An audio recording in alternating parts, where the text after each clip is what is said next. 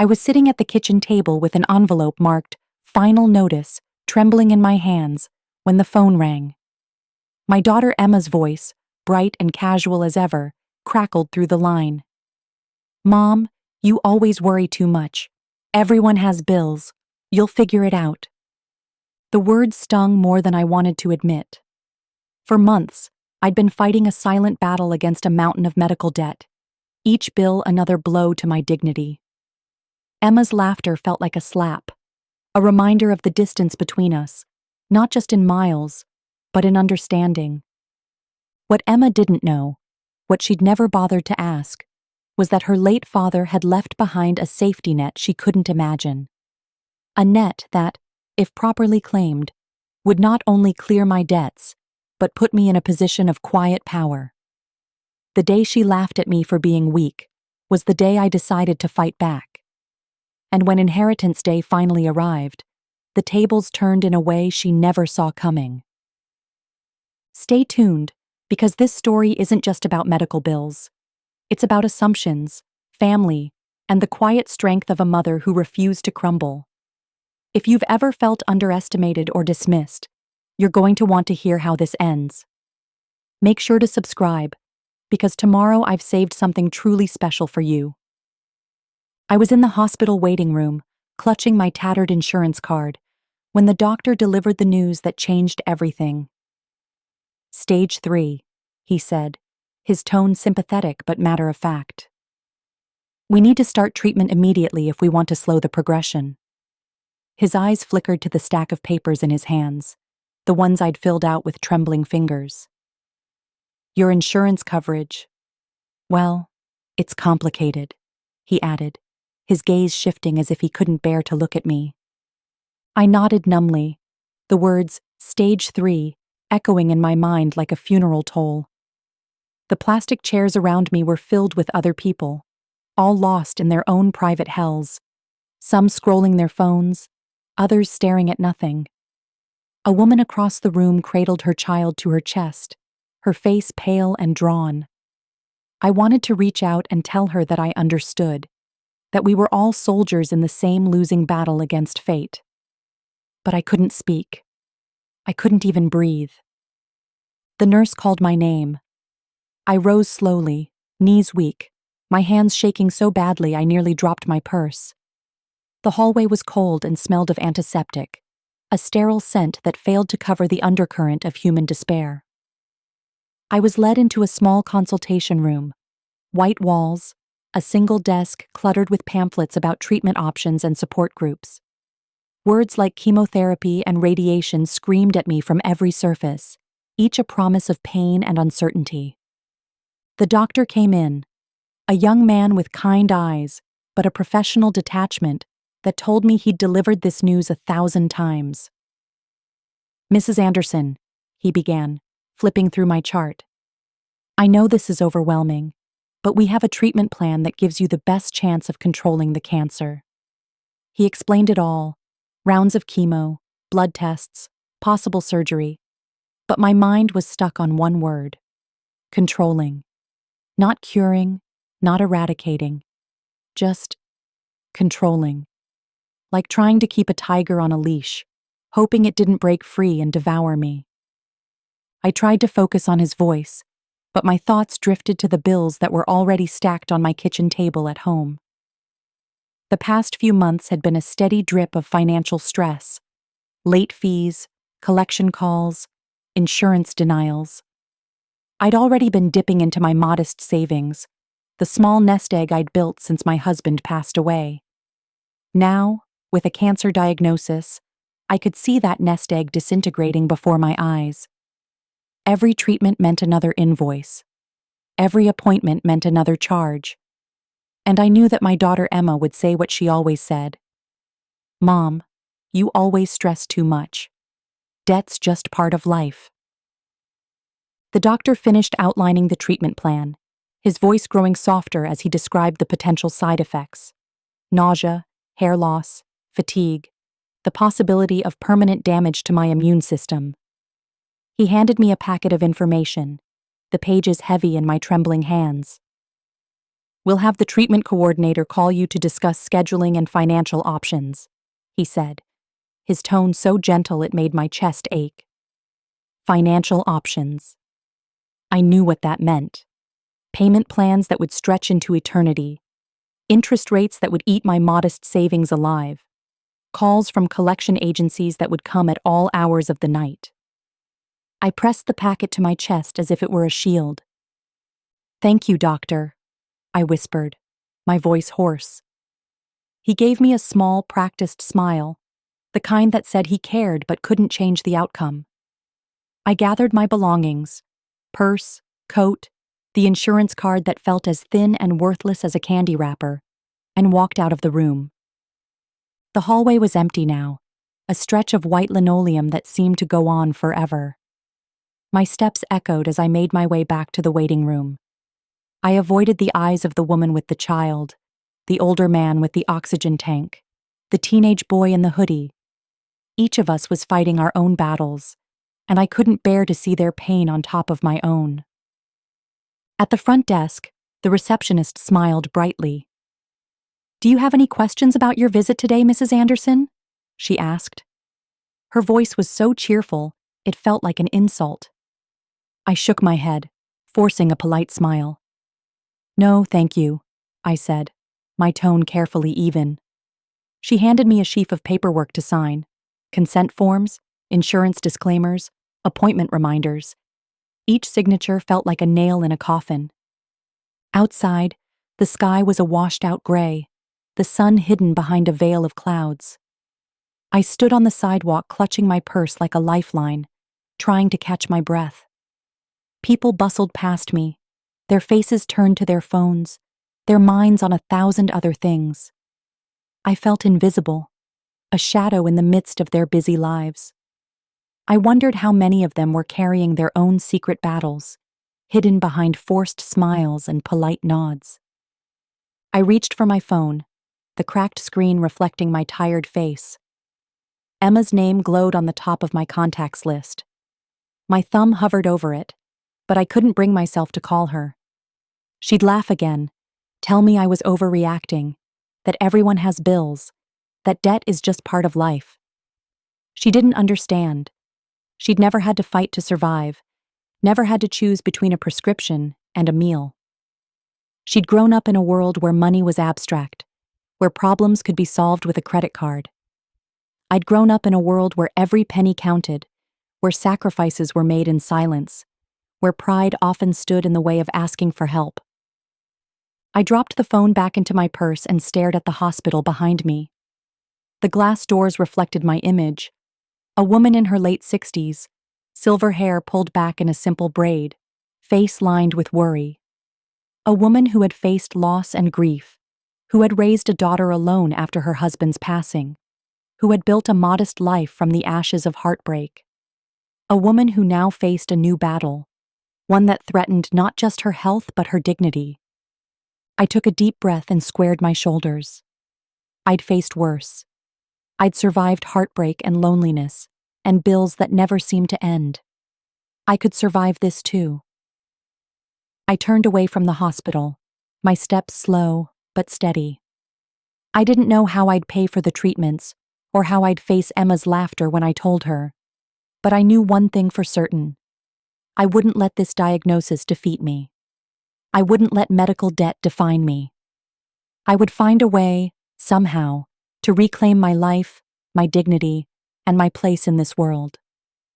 What I didn't know then was that my late husband had left me a lifeline, a financial safety net I'd long forgotten, and that Emma's laughter would turn to shock when the truth finally came out. But for now, all I could do was take the first step, one foot in front of the other, determined not to let fear consume me. I wasn't just a patient, I was a survivor, and I was ready for the fight ahead. Between chemotherapy sessions and endless bills, I watched my savings vanish like water down a drain. The once tidy sum I had built over decades of careful budgeting, coupon clipping, and quiet sacrifice was devoured by the relentless appetite of medical debt. The hospital's billing department seemed to have a direct line to my checking account, each invoice arriving with a cheerful pink slip, reminding me to pay promptly to avoid further action. As if cancer hadn't already taken enough from me. The chemo sessions themselves blurred together in a haze of sterile white walls, the hum of IV machines, and the smell of antiseptic that clung to my clothes long after I'd left. Nurses bustled in and out, their voices a practiced blend of empathy and efficiency. "How's the pain today, Mrs. Carter?" they'd ask, and I'd smile weakly, too exhausted to answer honestly. Pain was just part of the package now, another line item on a never-ending invoice. At home, the bills piled up like a fortress of shame. Some arrived in crisp white envelopes, others in ominous yellow ones stamped urgent. I stacked them neatly on the corner of the kitchen table, too intimidated to open them all at once. The numbers inside felt like a different language, a language I didn't want to learn. I'd always prided myself on balancing the household budget, paying the mortgage on time, making sure the fridge was full. Now the idea of paying even the minimum amount on some of these bills felt like an impossible dream. I found myself staring at my checkbook late at night, the numbers taunting me. A balance that once felt safe now seemed laughably small. I'd done everything right, hadn't I? Married a responsible man, saved diligently, worked part-time even after Emma was born. We'd skipped fancy vacations and new cars, also we'd have a nest egg for emergencies. But cancer wasn't an emergency I'd ever planned for, at least not like this. When Emma called, I tried to sound cheerful. "I'm doing okay," I'd say. "Treatment is going fine." She never pressed for details. Maybe she didn't want to hear them. Maybe she was too busy with her own life, her job, her family, her yoga classes. I didn't blame her exactly. She'd always been fiercely independent, determined to make her own way. But sometimes I wished she'd ask, "Do you need help?" Or, "Are you managing okay?" Sometimes I wished she'd sound like she cared. One night after treatment, I came home and sat on the couch, staring at a bill from the oncology clinic that demanded immediate payment. I'd already sold my jewelry, small pieces, sentimental rather than valuable, and I'd canceled every non-essential expense. The idea of telling Emma that I couldn't afford to keep fighting was unbearable. I'd always promised myself I'd never be a burden on her, that I'd handle my own problems. But now, sitting there with the bill in my hand, I felt like a fraud. I remembered the day Emma had told me, with a little laugh, that everyone had bills. "It's just life, Mom," she'd said, her tone so breezy, so dismissive. I'd swallowed my pride and said nothing, but her words had lodged in my chest like a splinter. Everyone had bills, but not everyone had cancer. Not everyone had the clock ticking so loudly in their ear, reminding them that every missed payment might mean missed treatment. Not everyone knew that the cost of survival wasn't just dollars and cents, but the slow erosion of dignity, independence, and hope. One evening, as I flipped through the mail, I found a glossy flyer from the hospital's billing department. It featured a smiling family, 2 parents, 1 child, standing in front of a bright, modern hospital building. "We care about your financial wellness," it declared in bold letters. I laughed, a bitter sound that startled even me. Financial wellness. The words felt like a slap. I wondered if the smiling family on the flyer knew what it was like to choose between the mortgage and the chemo copay. I wondered if they'd ever had to sell their wedding ring to pay for a prescription. In the quiet hours of the night, I'd open my laptop and scroll through online support groups. Other patients, some younger, some older, posted about the same worries. Debt collectors, unpaid bills, the impossible choice between food and medicine. I wasn't alone, but the knowledge felt cold comfort. Each story was another reminder that the system was built for people who could afford to be sick, not for people like me who had played by the rules, saved carefully, and still found themselves drowning. Sometimes I thought about calling Emma and telling her everything. About the bills, the calls, the panic that gnawed at me like a dog with a bone. But the image of her shaking her head, that little laugh she always gave when I worried too much, stopped me every time. I couldn't bear to see that pitying smile, that "oh mom," that would dismiss all my fears in an instant. So I carried the weight alone. I set the table for one. I marked off the days between treatments. I wore my best face when Emma called, telling her I was fine, that the weather was beautiful, that the doctors were optimistic. I didn't tell her that each bill felt like a nail in my coffin, that each letter threatened to bury me before the cancer could. But even as I struggled, a small ember of defiance glowed inside me. I remembered the lawyer's letter I'd found in the old file cabinet, the one I'd tucked away and forgotten. A trust fund, my late husband's last gift. I hadn't had the courage to ask about it yet, afraid it was another dead end, another cruel joke. But as the bills grew and the debt collectors circled, I knew I couldn't ignore it any longer. Somewhere in the mess of paper and fear, there was a path forward. I just had to find it. And maybe, just maybe, when Inheritance Day came, my daughter would finally see that the woman she'd dismissed as weak, as a burden, was stronger than she'd ever imagined. The phone rang as I sat at the kitchen table, my eyes fixed on the stack of bills that seemed to multiply every time I turned away. The harsh overhead light revealed the fine lines on my hands, the small tremble that had become a part of me since the treatments began. I hesitated for a moment, half hoping it would stop ringing, but it didn't. I sighed and picked up the receiver. "Hi, Mom," Emma's voice crackled, bright and cheerful as ever. "How are you doing?" I closed my eyes, trying to steady my breathing. The sight of the envelopes, some red-lettered, some creased at the edges, burned into my mind. "I've been better," I said, my voice carefully even. "The bills just keep coming, Emma. I don't know how I'm going to manage it all." There was a brief pause, filled with the static hum of long distance. Then Emma laughed. Not a cruel laugh exactly, just light, dismissive. The kind of laugh you might use when a friend complained about traffic. "Mom," she said, a smile in her voice, "you always stress too much. Debt's part of life. Everyone has bills." I stared at the stack of envelopes. Words like overdue, final notice, and intent to garnish jumped off the pages like accusations. I could practically feel the red ink seeping into my skin. "Emma, it's not just any debt," I said, my voice tight. "It's medical debt. You know how expensive the treatments have been." Her sigh crackled through the phone. "Mom, you beat the cancer. That's what matters. So what if you have some bills left? People live with debt. Just relax, okay? You always let these things get to you." I wanted to snap back, to tell her that it wasn't as simple as letting it get to me. That every night I lay awake, staring at the ceiling, calculating which bills I could pay and which would have to wait.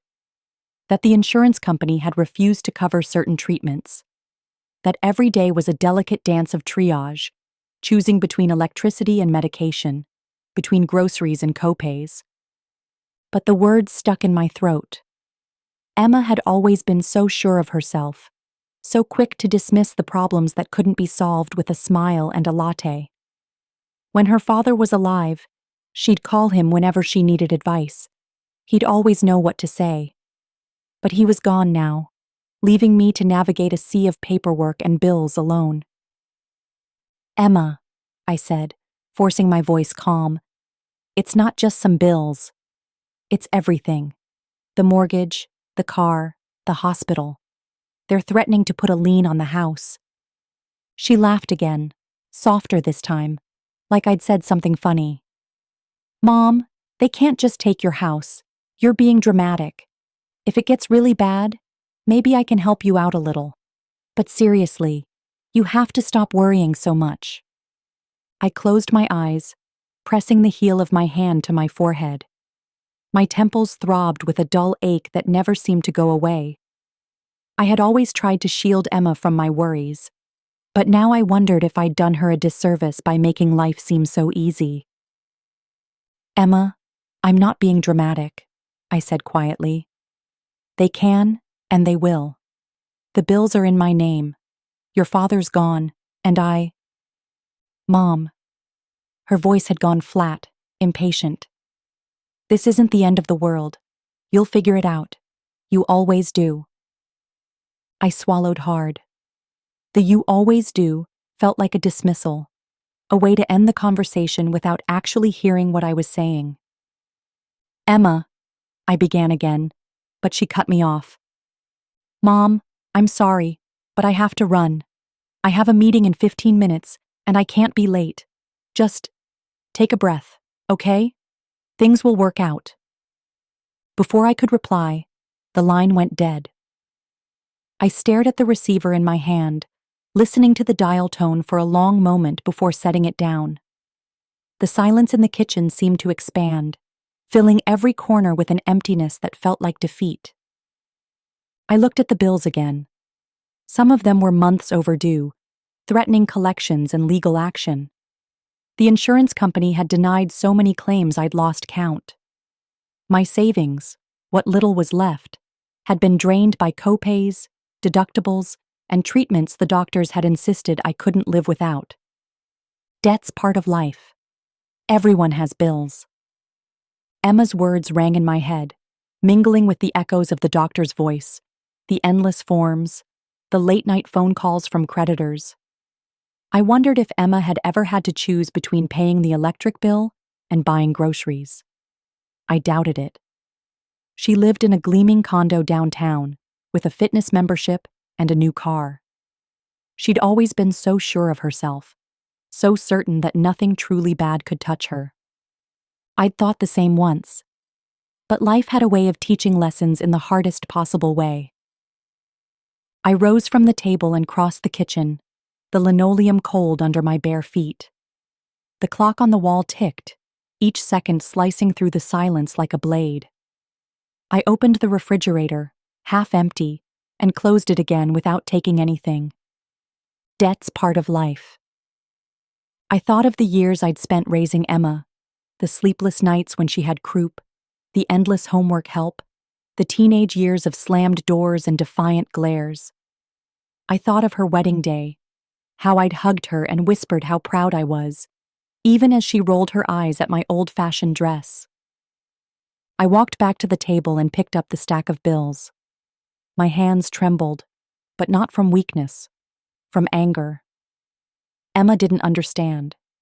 She didn't know what it was like to sit in a hospital waiting room, wondering if you'd live long enough to pay off the debts you'd racked up trying to survive. She'd never had to choose between the gas bill and a bottle of painkillers. I set the bills down carefully, one by one, in a neat pile. Emma could laugh all she wanted. She could roll her eyes and talk about meetings and lattes and brunch with her friends. But she didn't know everything. She didn't know about the letter I'd found from her father's lawyer. She didn't know about the trust fund he'd set up, the one that might just save me from the mess I was in. I'd call that lawyer tomorrow. I'd gather every last piece of evidence, every bill, every denial letter, every late notice. I'd show him what I'd been through. Emma could laugh all she wanted, but when inheritance day came, she'd be the one left speechless. I stacked the unopened envelopes on the kitchen counter.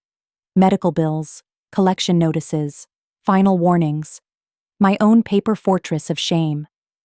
Each one was a small, rectangular reminder of the months I'd spent in and out of hospitals, the sleepless nights hunched over a keyboard, trying to find answers to questions no one else seemed to be asking. I could have opened them, I suppose, but the weight of their contents had grown too heavy to bear. Better to let them sit in silent accusation, accusing me of failures I wasn't even sure were mine. The stack had started small, a single white envelope with a red stamp reading, "Past due." That one I'd opened, naively believing it would be manageable. A mistake, as it turned out. The bill inside was more than I'd paid for my first car. I'd stared at the figure, my mind stubbornly refusing to process the zeros, as if they were written in a language I no longer understood. I'd set it aside, promising myself I'd deal with it later. That was 6 months ago. Since then, the envelopes had multiplied like a cancer of their own, sprouting in neat, merciless rows across my kitchen counter. Some were thick, others thin.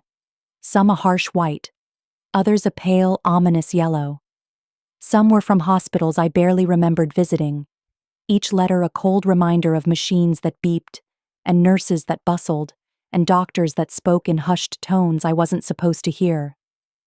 I recognized a few from the collection agency, black letters on white paper, their language cold and impersonal.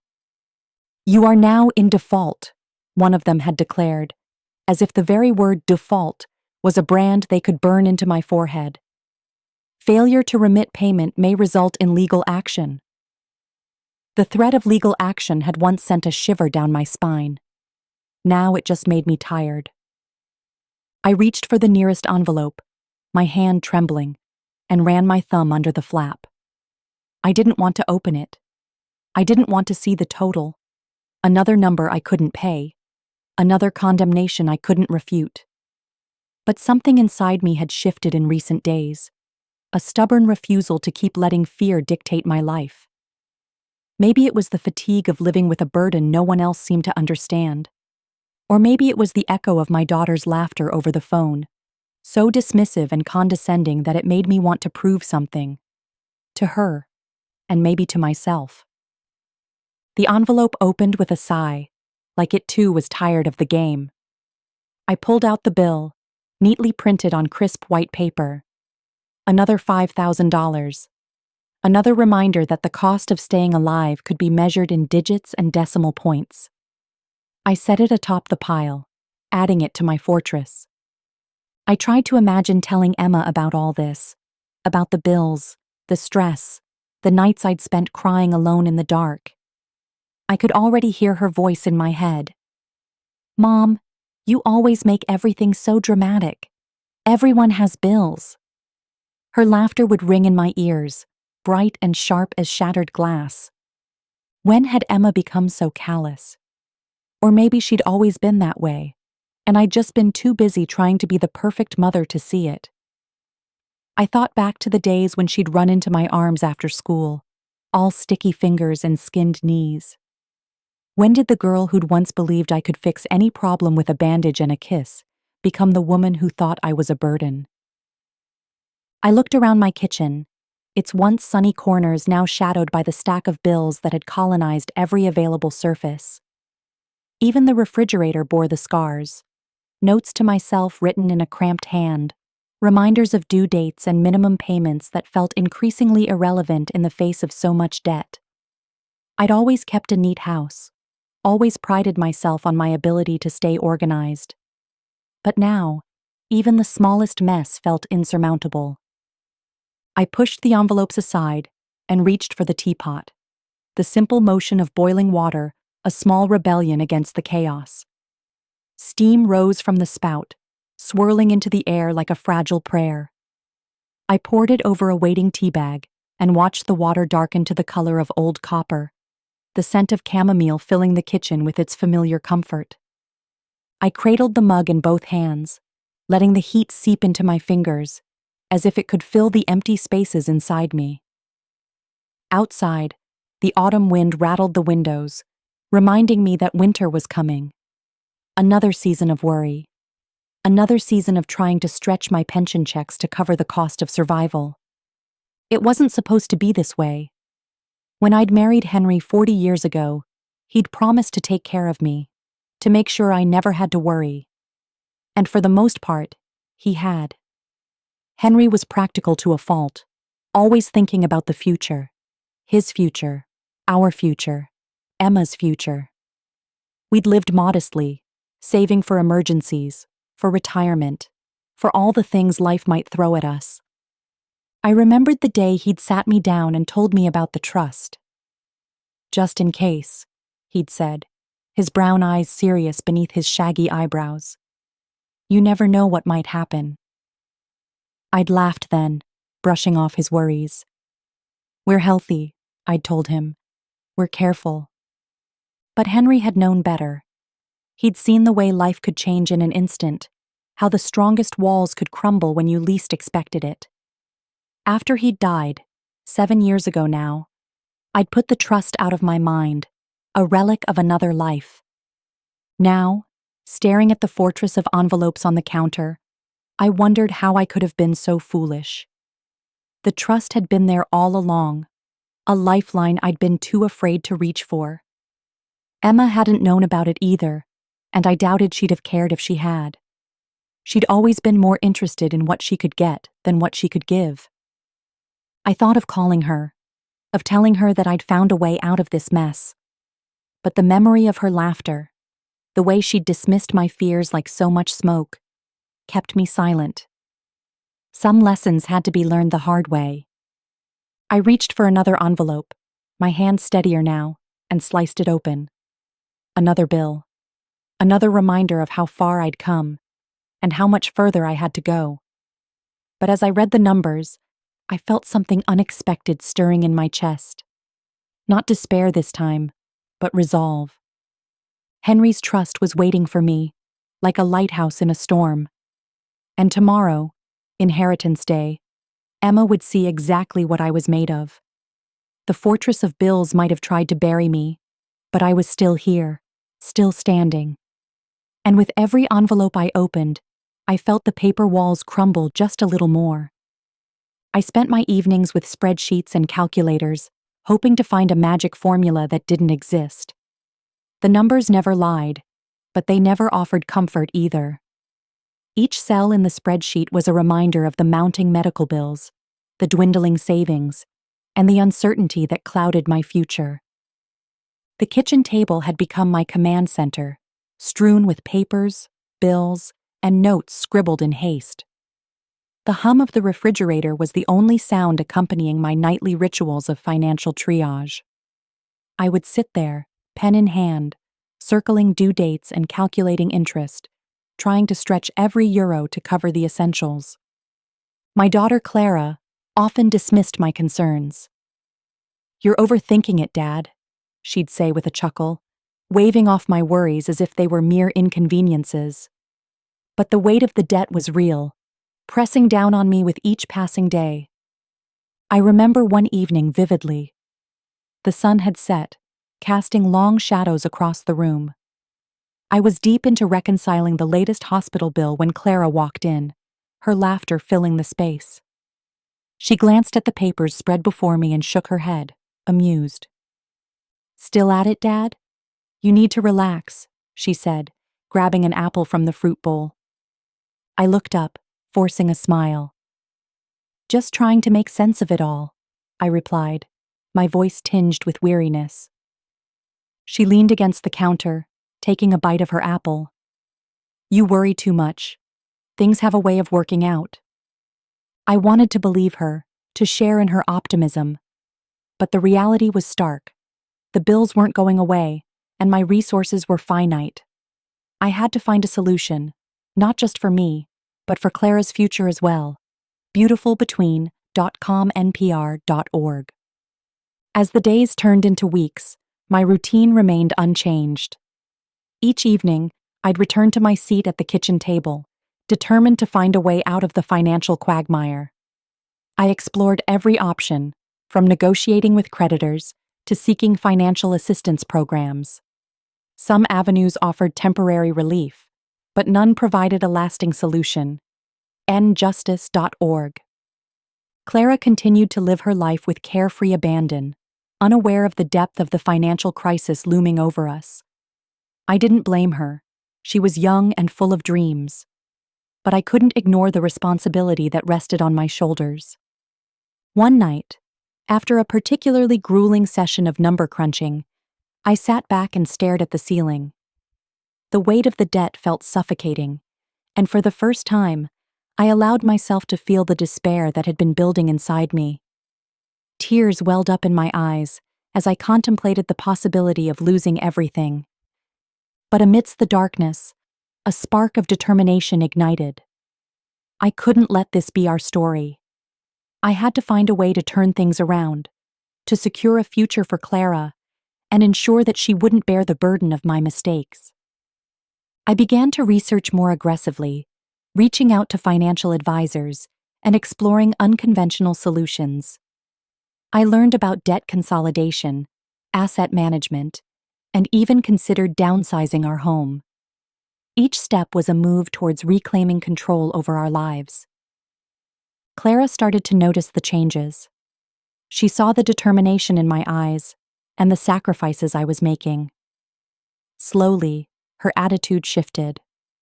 She began to ask questions, to show interest in our financial situation. It was a small victory, but a significant one. Together, we started to make changes. We created a budget, cut unnecessary expenses, and focused on rebuilding our financial foundation. It wasn't easy, and there were setbacks along the way, but we faced them together. The kitchen table, once a symbol of my solitary struggle, became a place of collaboration and hope.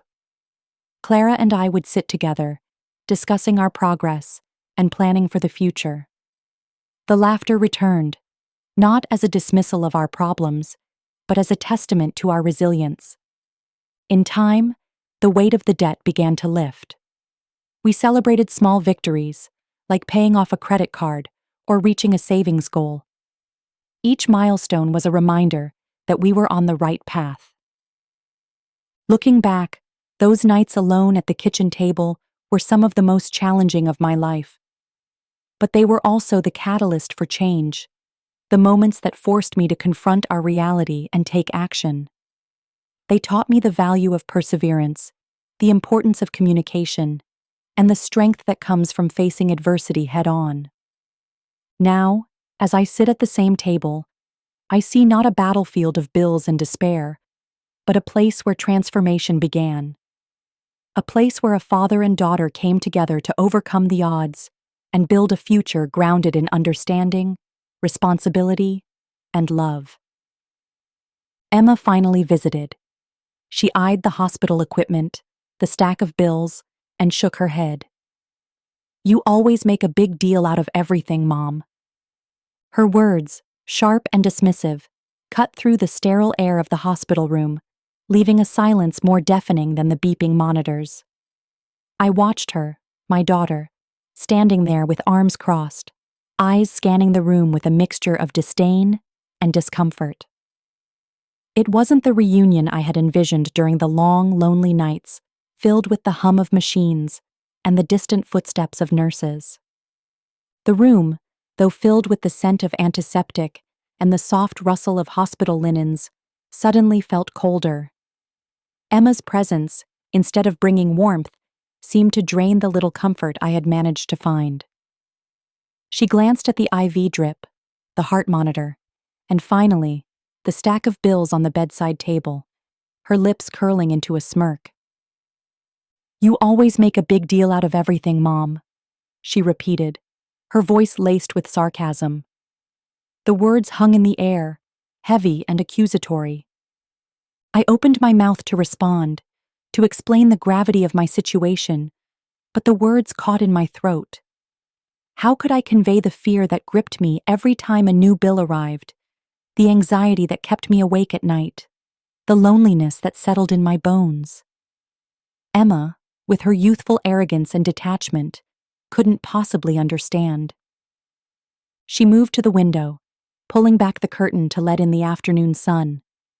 The light cast long shadows across the room, highlighting the lines etched into my face, the pallor of my skin, the fragility of my body. Emma turned back to me, her eyes briefly meeting mine before darting away. "You know, if you had taken better care of yourself, maybe you wouldn't be in this mess," she said, her tone accusatory. "I mean, it's not like you didn't see this coming." I felt a pang of hurt, her words slicing through the thin veil of strength I had managed to maintain. I wanted to remind her of the countless times I had put her needs before mine, the sacrifices made, the sleepless nights, the endless support. But instead, I remained silent, the weight of her judgment pressing down on me. Emma's phone buzzed, and she glanced at the screen, her expression softening. "I have to go," she said abruptly, slipping the device into her purse. "Let me know if anything changes." Without waiting for a response, she turned and walked out of the room, leaving behind a trail of perfume and indifference. The door clicked shut, and I was alone once more, the silence now deafening. I stared at the ceiling, the fluorescent lights casting a harsh glow. The beeping of the monitors resumed its rhythmic pattern, a constant reminder of my fragile state. Tears welled up in my eyes, not from physical pain, but from the emotional toll of Emma's visit. In that moment, I realized that the medical bills, the treatments, the hospital stays, they were all bearable compared to the ache of a daughter's indifference. The financial burden was heavy, yes, but the emotional weight of Emma's detachment was crushing. I closed my eyes, allowing the tears to fall freely. I thought of the days when Emma was a child, her laughter filling the house, her small hand clutching mine. Where had that bond gone? When had the warmth turned to coldness? The nurse entered quietly, checking the monitors and adjusting the IV. She offered a small smile, her presence a brief comfort in the solitude. "Is there anything you need?" she asked gently. I shook my head, unable to find the words. She nodded and left, the door closing softly behind her. Alone again, I reached for the stack of bills, flipping through them with trembling hands. Each one was a reminder of the mounting debt, the financial strain that threatened to consume me. But more than that, they were a testament to the journey I had undertaken alone, without the support of the one person I had always been there for. I set the bills aside and picked up a pen, the weight of it grounding me. I began to write, pouring my thoughts onto the paper, a letter to Emma. I wrote of my fears, my hopes, my love. I wrote of the pain her words had caused, the longing for the closeness we once shared. I wrote not to accuse, but to express, to reach out across the chasm that had formed between us. As I sealed the envelope, I felt a sense of release, a small step towards healing. I didn't know if Emma would read it, if it would make a difference, but I had to try. For my own peace, for the possibility of reconciliation. I placed the letter on the bedside table, next to the bills, and leaned back against the pillows. The room was still, the only sound the steady beeping of the monitors. But within me, a flicker of hope ignited, a hope that perhaps, one day, Emma would understand, and the coldness would thaw. I took a sip of cold coffee, hours old, bitter on my tongue, and reached for the next envelope. It was one of the older ones, yellowed at the edges, with handwriting that was distinctly from another time. The return address caught my eye. Howard Gilman, attorney at law. A ghost from the past. My husband's lawyer. A memory rose unbidden. Michael's strong hands on mine as we signed papers in Howard's office, the smell of old books and polished wood in the air. "Just in case," Michael had said. "You never know what life might throw at us." I'd nodded, thinking of him more than myself, never imagining I'd be the one left behind. I turned the envelope over and slid my finger under the seal, tearing it open with a trembling hand. The paper inside was heavy, cream-colored, the ink slightly faded with time. Howard's letterhead at the top, neat and formal. "Dear Mrs. Sullivan," it began. "Per your late husband's instructions, I am writing to remind you of the trust fund established in your name upon his passing. The trust was designed to be accessed in the event of significant financial hardship, particularly medical expenses that might exceed your means. As trustee, I remain at your service should you wish to discuss the particulars or initiate disbursement." My heart skipped. A trust fund? I'd known about it once, back in those early days of widowhood, when everything was a blur of grief and paperwork. But life had a way of swallowing things whole.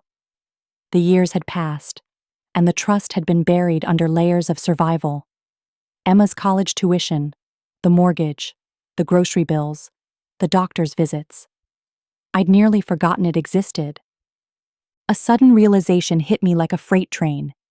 I'd been struggling all this time, counting every penny, cutting corners on groceries, skipping the good medications because they cost too much, while a safety net lay hidden in a file folder, waiting for me to remember it.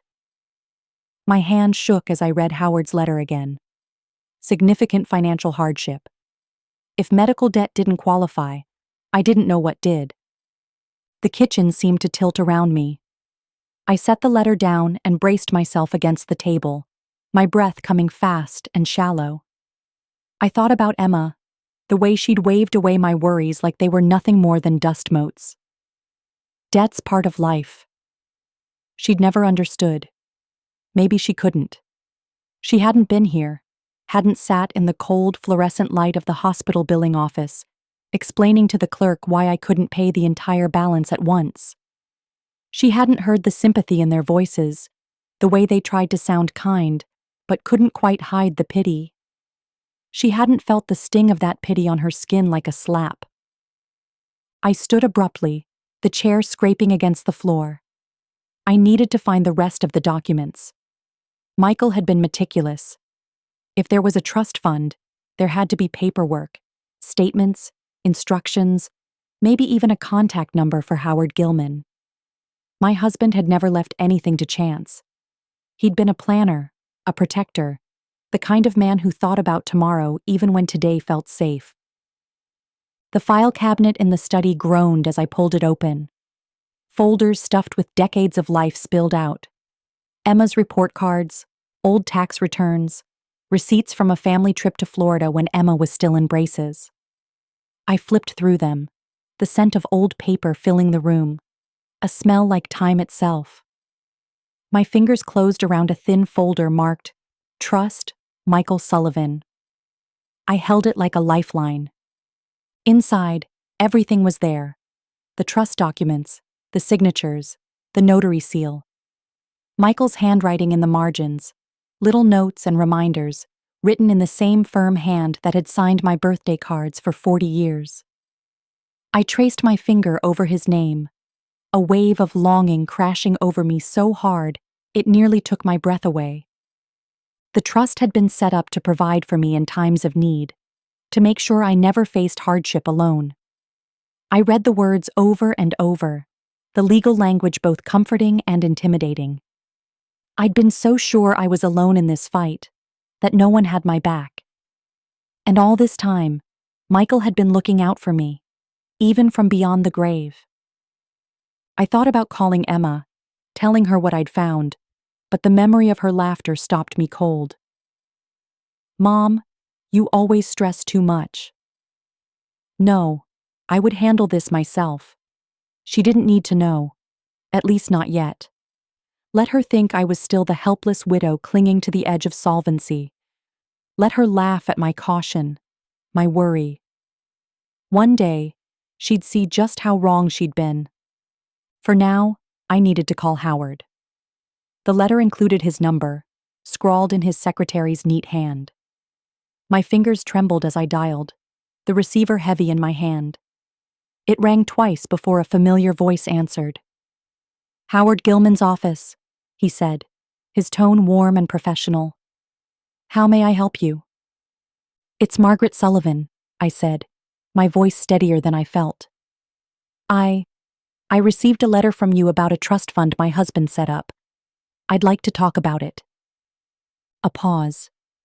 Then the warmth in his voice deepened. "Margaret," he said, his tone softening like a smile. "It's been too long. Of course. Let's get you taken care of." I sank into the chair, the weight of months of worry slowly lifting from my shoulders. The ghost from the past had become my ally, and for the first time in a long time, I felt like I could breathe. The lawyer's name, Howard Gilman, sparked a memory that I had long since buried under the weight of hospital invoices and collection notices. It was a crisp autumn day, years ago now, when Richard and I had met with Howard at his office on Elm Street, the same street where the leaves always turned the brightest red. I remembered how the sunlight filtered through the window, painting Howard's polished oak desk in warm golds and ambers. Richard had been so insistent that day, his fingers tight around my hand as we sat across from Howard, discussing worst-case scenarios and protecting the family. I had smiled politely, half listening, content to let my husband handle the details. After all, Richard was always the one who dealt with the big things, the taxes, the investments, the estate planning. My job had been to run the house, raise Emma, and make sure dinner was on the table by 6.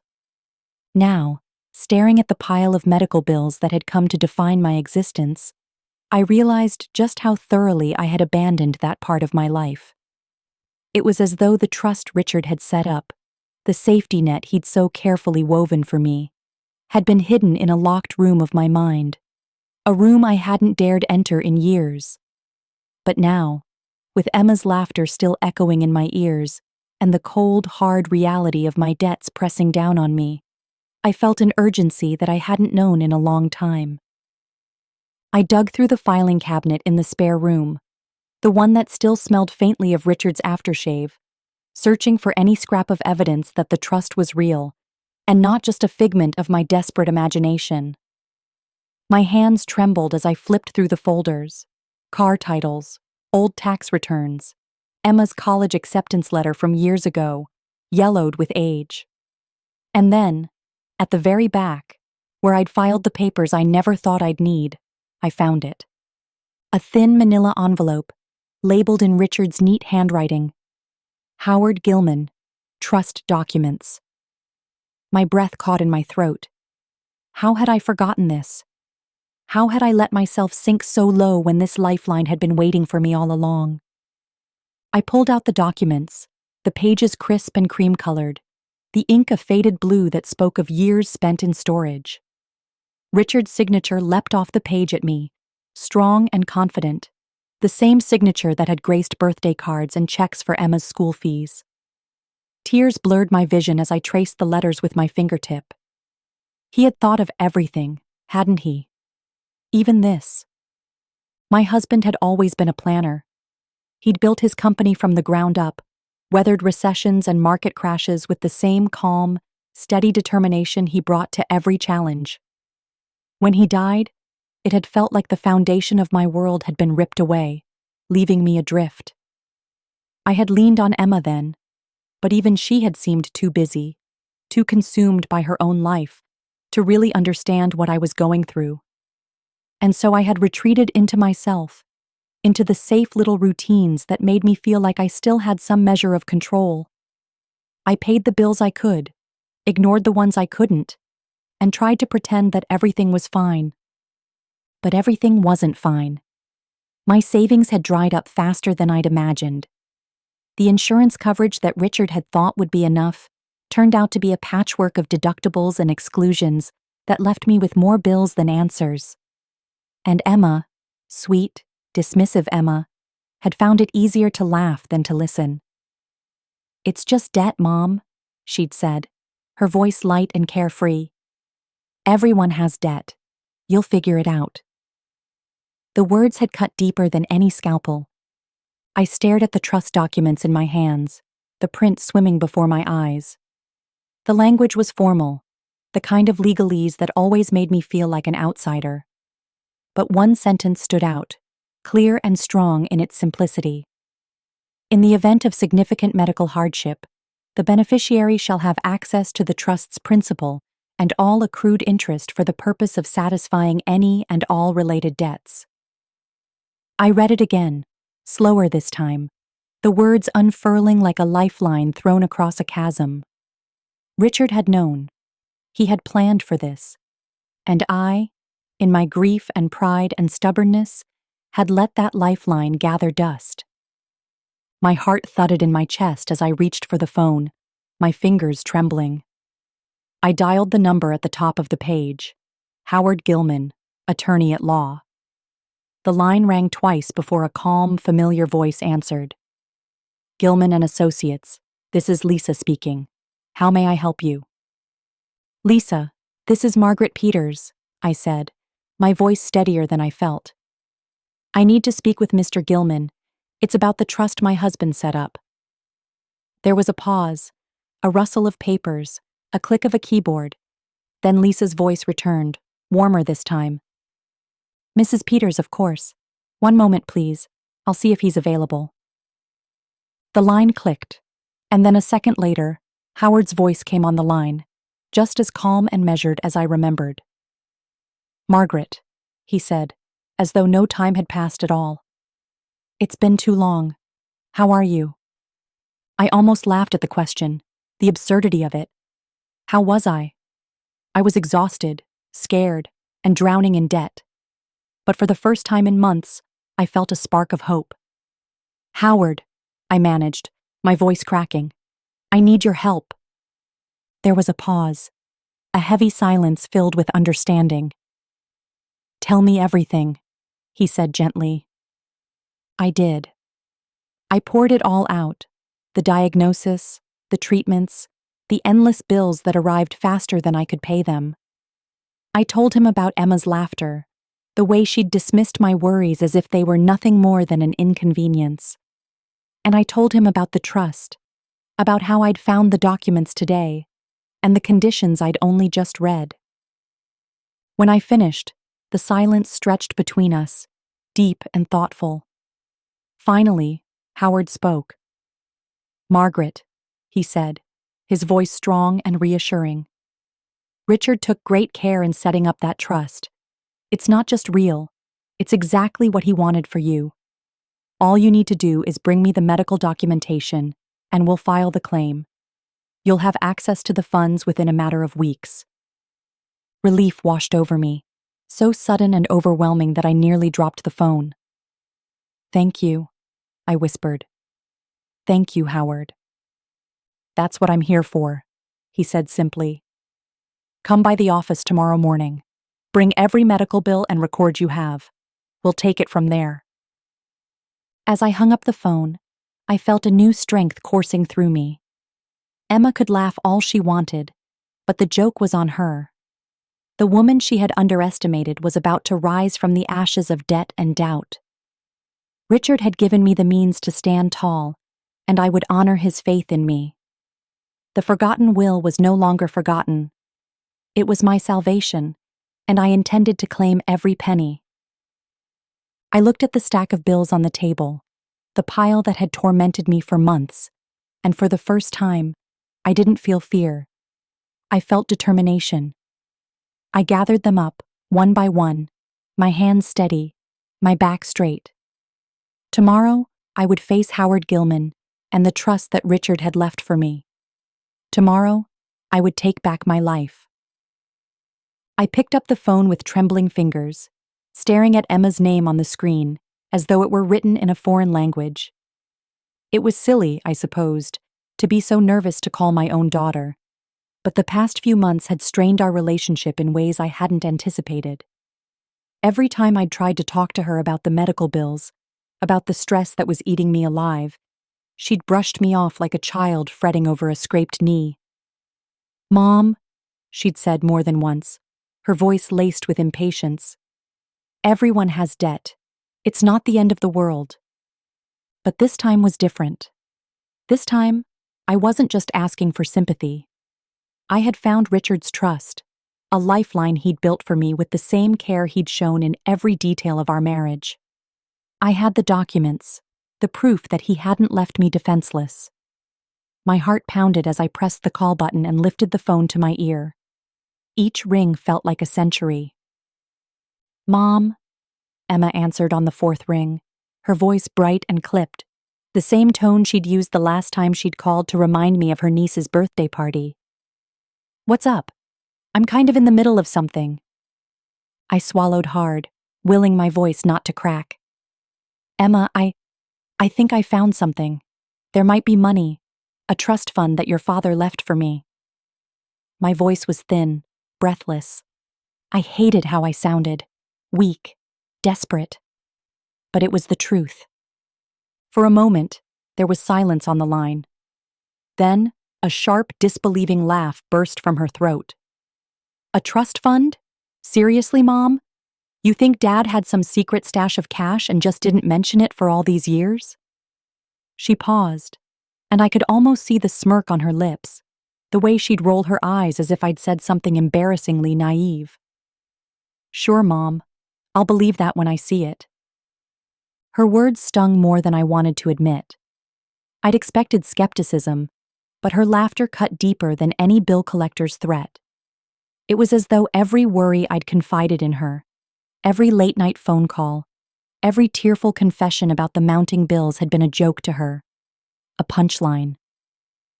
Emma, I said, trying to keep my voice steady.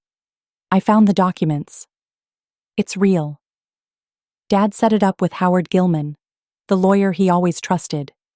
He made sure I'd have a safety net if anything happened. My voice cracked, and I hated myself for it. I know it sounds strange, but it's true. Howard Gilman? She repeated, her voice dripping with disbelief. Isn't he like 90 by now?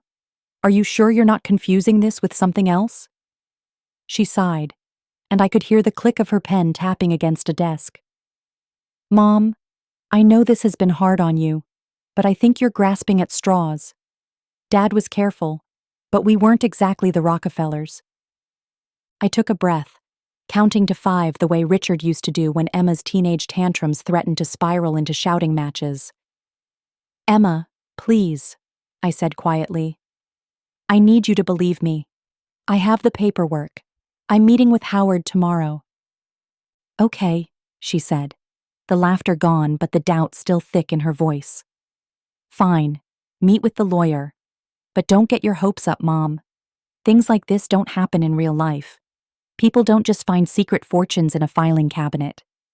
She let out a small, condescending chuckle. But hey, if I'm wrong, I'll be the first to admit it.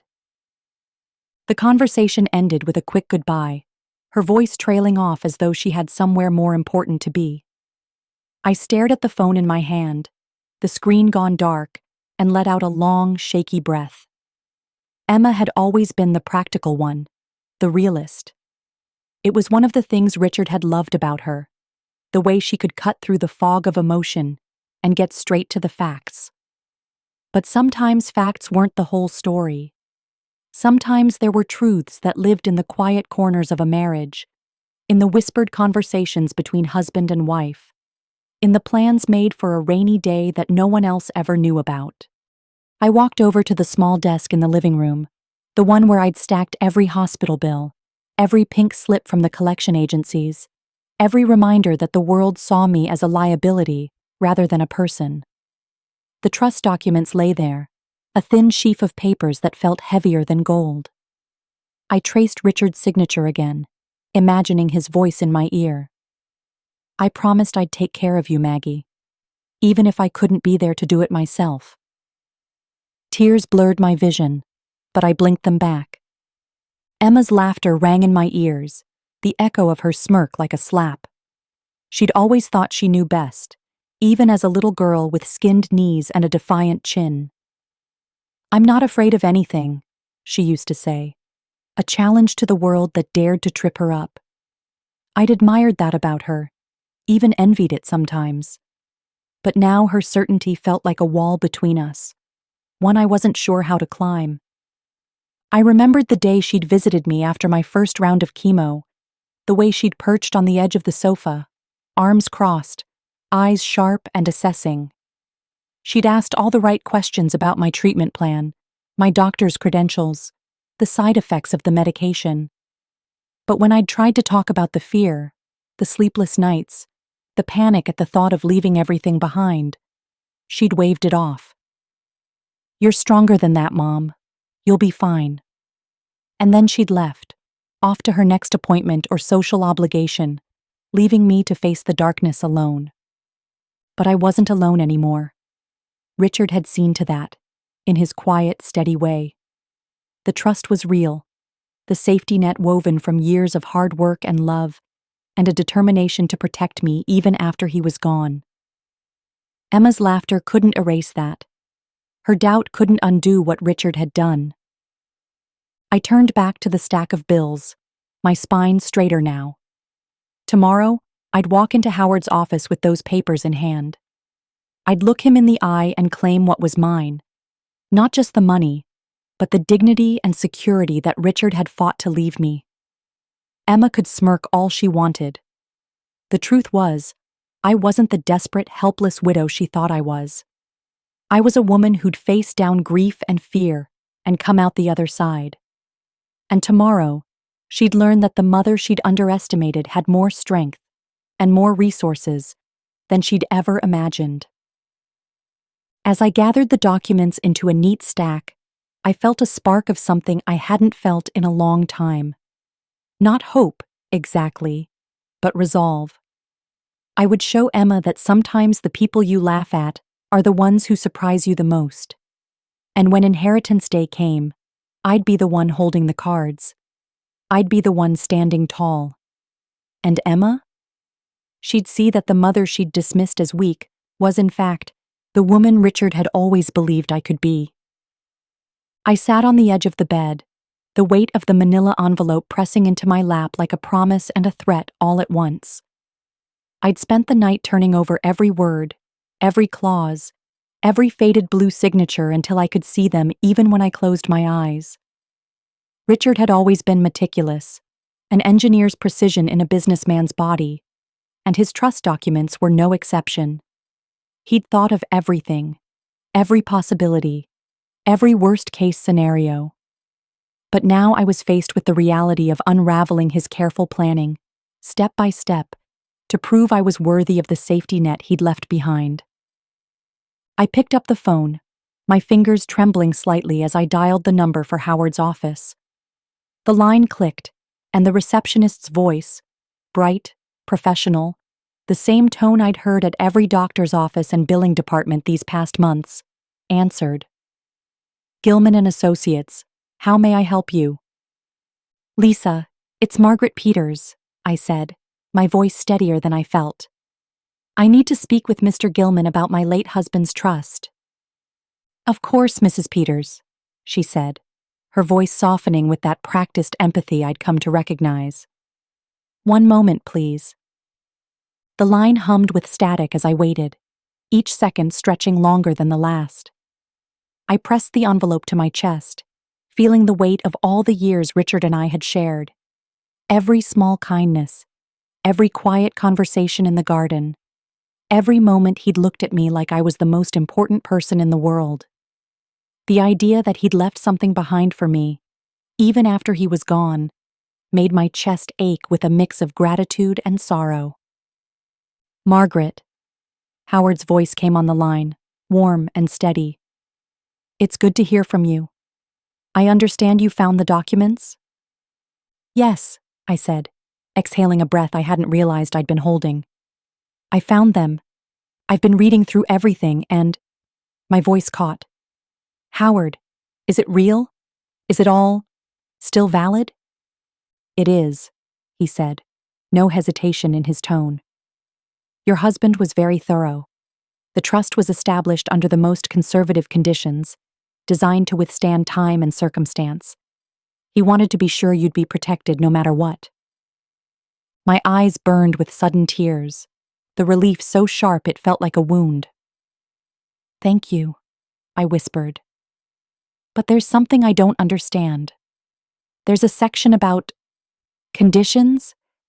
It says I have to meet certain criteria to access the funds. Howard sighed, the sound of papers rustling on his end of the line. Yes. Richard was a cautious man, as you know. He wanted to ensure the funds would be used in a way that truly protected you, rather than leaving them vulnerable to outside claims or even to impulsive decisions. The trust requires documented proof of financial hardship, specifically related to medical expenses, before it can be dispersed. I closed my eyes, the room spinning slightly. Medical hardship, I repeated, my voice a whisper. So, the bills, the treatments, the endless phone calls from the hospital. That's exactly what he intended, Howard said gently. He wanted to make sure that if you were ever in a position where medical costs threatened your stability, you'd have a lifeline. All we need is the documentation, the hospital statements, the insurance explanations, the collection notices, and we can file the claim.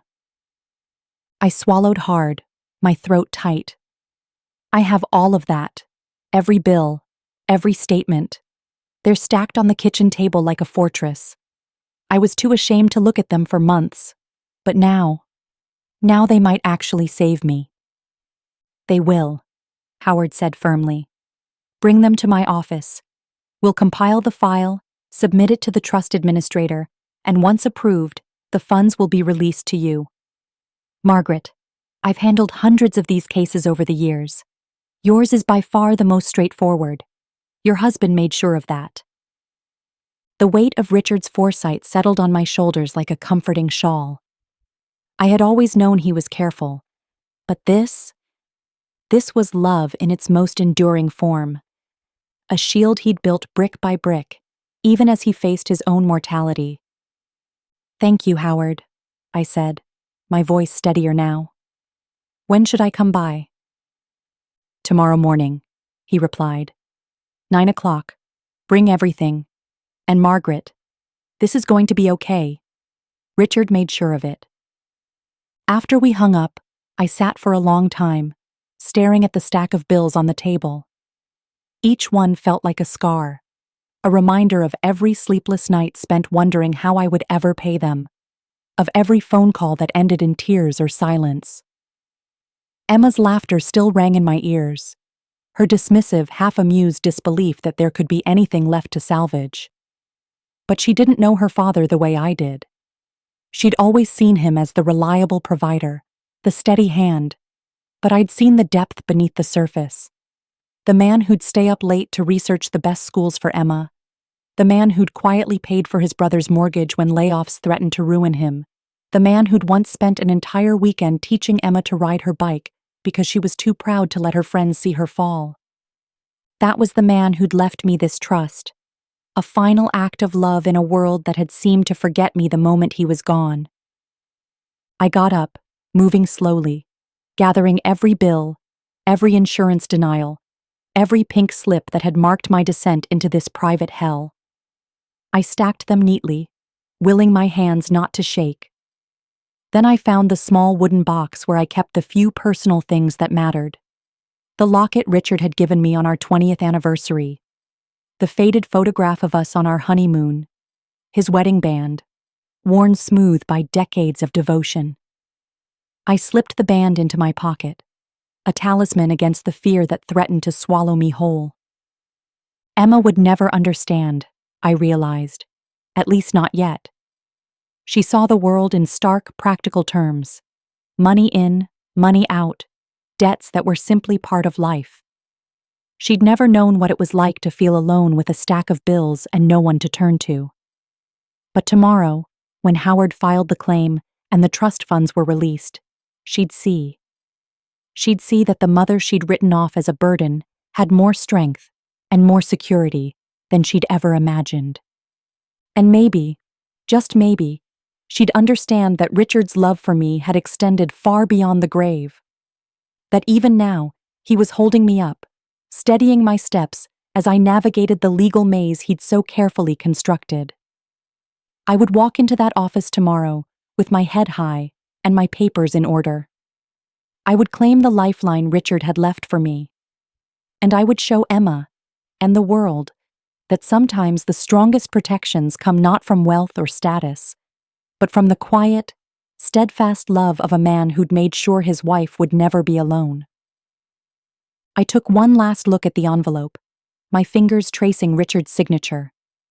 Then I picked it up, along with the bills, and set them by the door, ready for the morning.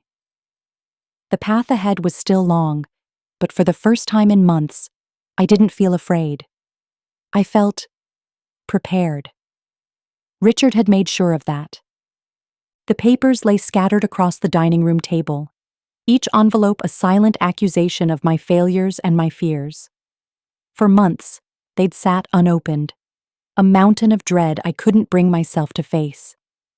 Every time the mailman's footsteps echoed on the porch, I felt a tightness in my chest, a shame so deep it made my hands tremble.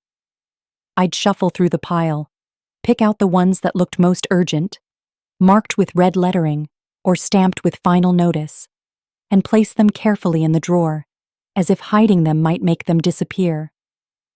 But now, those same papers were my salvation. Howard had been clear. Richard's trust required documented proof of medical hardship.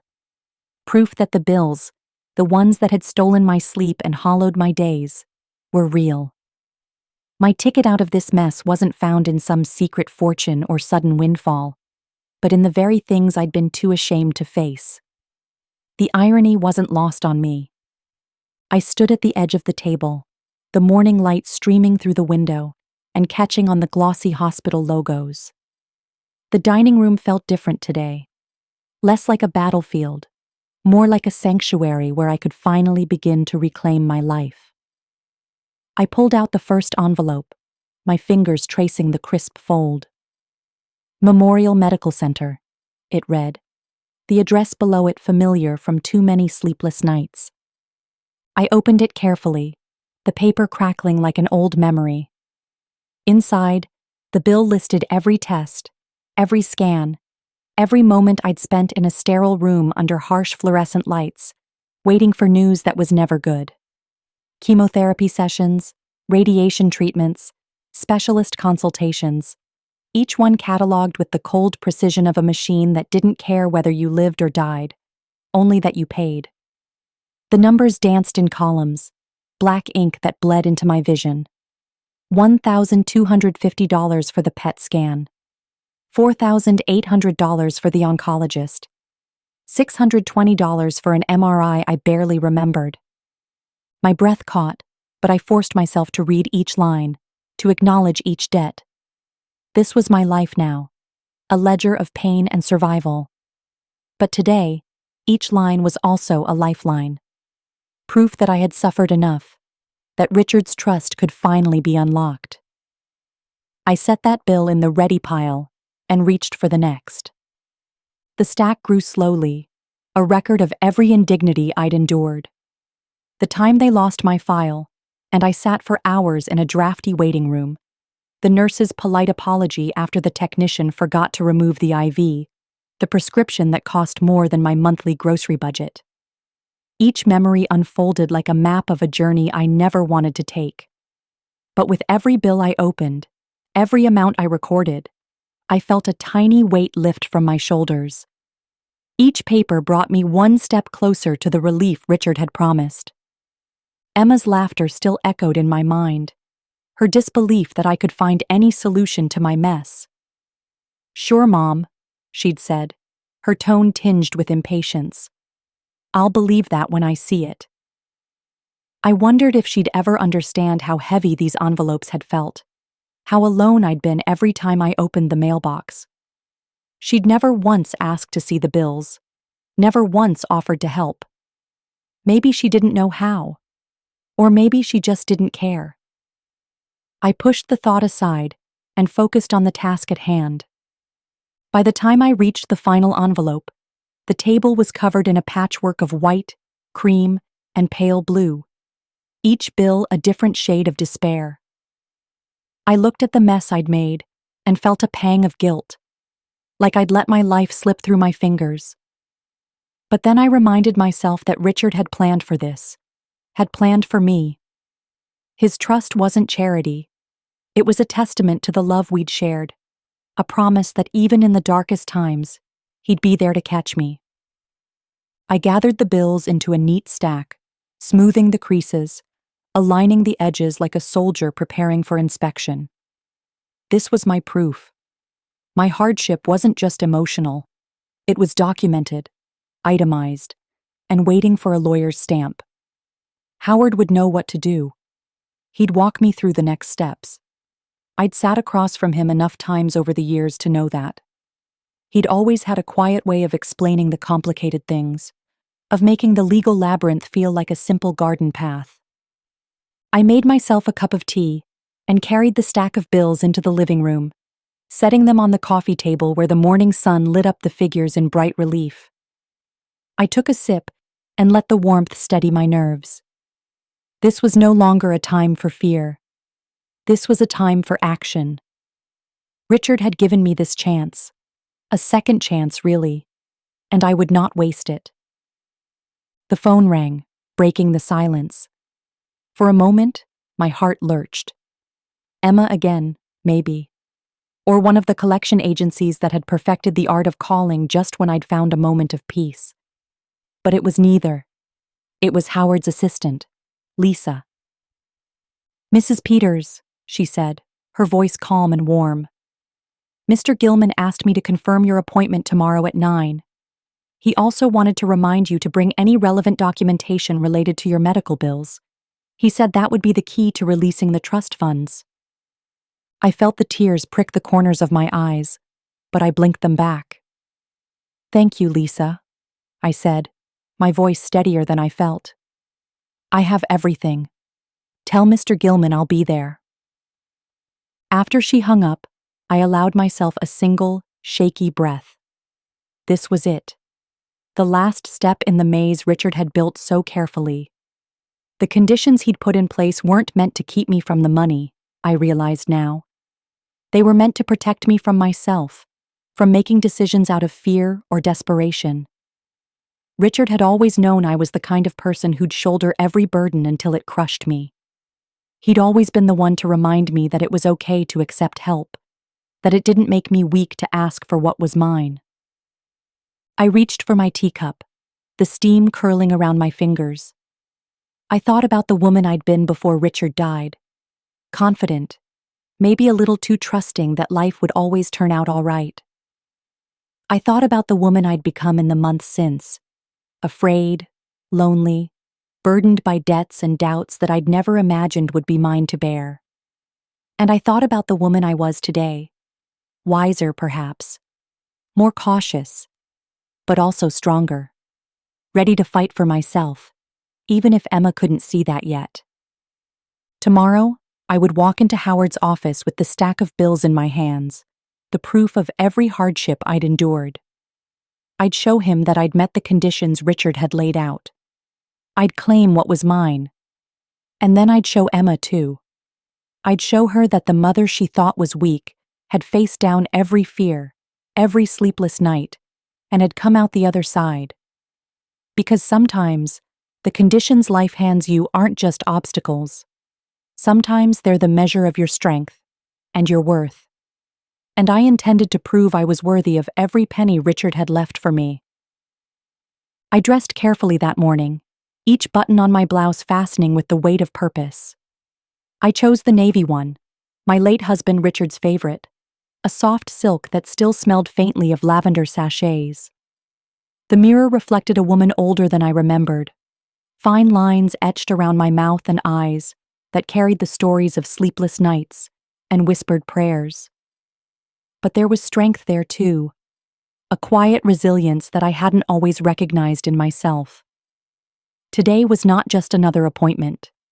Today was my battle cry. I laid out every medical record and bill in neat piles, stacking them like shields in front of me. Each envelope, each creased sheet of paper, carried a different kind of wound. A surgery, a biopsy, a round of radiation that had left me too weak to stand. The deaths were more than numbers.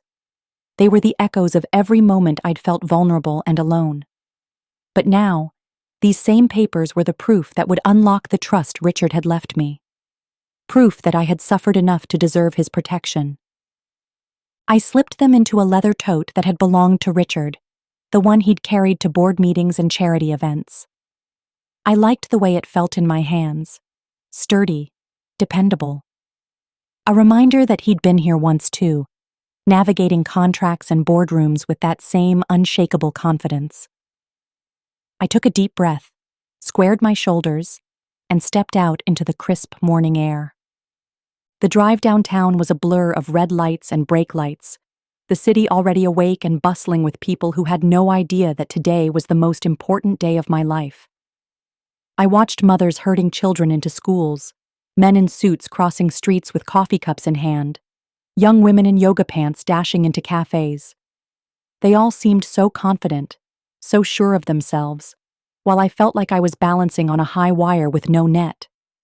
But then I remembered Richard's voice, calm, measured, never rushed, telling me, "Maggie, you're stronger than you think." He'd always seen a strength in me I'd never quite believed. Howard's office was in an old stone building with brass lettering on the door that gleamed in the early sun. I paused at the entrance, pressing my hand against the cool metal handle, steadying myself. I could almost see Richard walking beside me, his arm around my shoulder, his gentle smile telling me that everything would be all right. I whispered a silent prayer, to him, to whoever might be listening, and pushed the door open. Inside, the scent of polished wood and old paper met me like an old friend. Lisa, Howard's assistant, sat behind the reception desk, her hair pulled into a neat chignon, her lipstick the same deep red I'd always admired but never dared to wear. She looked up and smiled warmly. "Mrs. Peters, it's so good to see you. Howard's expecting you." I smiled back, my nerves trembling like a bird's wings. "Thank you, Lisa. I have everything he asked for." I held up the tote, as though it were a shield. She gestured toward the hallway. "He's in his office. Go right in." Howard's office was just as I remembered. Dark wood paneling, a row of leather-bound law books, and the comforting scent of lemon oil. Howard himself stood behind his desk, tall and silver-haired, his glasses perched on his nose as he reviewed a file. He looked up when I entered, his eyes warm and kind. "Margaret," he said, coming around the desk to shake my hand. "You look well." I laughed softly, the sound surprising even me. "That's debatable, but thank you." I gestured to the tote. "I brought everything." He took the bag from me, handling it as though it contained the crown jewels, and set it gently on the desk. "Good," he said. "Let's go through it together." We sat side by side, each piece of paper laid out like a puzzle piece. Howard's steady hands smoothed the creases, his pen moving quickly as he made notes. "These bills, Memorial Medical Center, Dr. Levin's office, the oncology clinic, these are exactly what we need. You've done well, Margaret." A surge of relief washed over me, so sudden I almost cried. I wasn't sure if they'd be enough." He shook his head. "They're more than enough." Richard's conditions were clear. He wanted to ensure that if you ever faced this kind of hardship, you'd be protected. These documents prove that you have. I watched him work, the familiar creases deepening in his forehead as he double-checked each amount, each date, each medical code. His precision reminded me so much of Richard, men who built their worlds on order and logic, who saw chaos as something to be tamed rather than feared. "Howard," I said softly, "why did Richard make it so complicated? Why didn't he just leave me the money outright?" Howard paused, pen hovering over the last bill. He turned to me, his eyes thoughtful. "Because he knew you," he said finally. "He knew you'd be too proud to accept a handout. He knew you'd find a way to manage on your own. And he also knew you'd need help someday, even if you wouldn't ask for it. The conditions weren't a barrier. They were his way of telling you it was okay to lean on him, even when he was gone." Tears blurred my vision, but I blinked them back. "I wish I could tell him how grateful I am," I whispered. Howard's hand settled gently on mine. "I think he already knows." We finished the paperwork together, each signature and initial a small step toward reclaiming my life. When we were done, Howard leaned back, a satisfied smile on his face. "We'll submit these today. The trust administrator will review everything, but I have no doubt it'll be approved. Once it's finalized, the funds will be released to you. Enough to pay off your debts, and then some. I let out a shaky laugh, the tension draining from my shoulders like water down a drain. I can't believe it's finally happening. Howard nodded. You've been carrying this burden alone for too long. It's time to let Richard's plan work as he intended. I rose, gathering my coat and the now empty tote. Thank you, Howard, for everything. He walked me to the door, his expression warm but firm. You're not alone anymore, Margaret. Remember that. The city felt different as I stepped outside, brighter somehow, less menacing. The traffic hummed with possibility instead of dread. I turned my face to the sky, feeling the sun on my skin, and breathed in the crisp air. Richard had given me more than money. He'd given me a way back to myself. As I walked toward my car, I felt lighter than I had in months. The fight wasn't over. There were still debts to settle, apologies to be made, conversations to be had. But the battle lines had shifted. I wasn't just a widow drowning in medical bills. I was a woman with a plan, a purpose, and the means to see it through. And when I faced Emma next, I'd do it with my head held high. She'd learned that sometimes the strongest warriors wear silk blouses and carry leather totes, and that sometimes the people you think are broken are the ones who rise up strongest of all.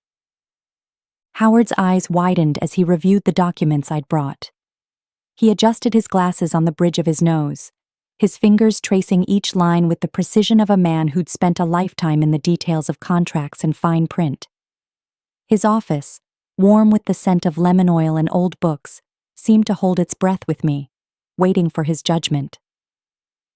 You've more than met the conditions, he said finally, his voice steady, but edged with a kind of reverence.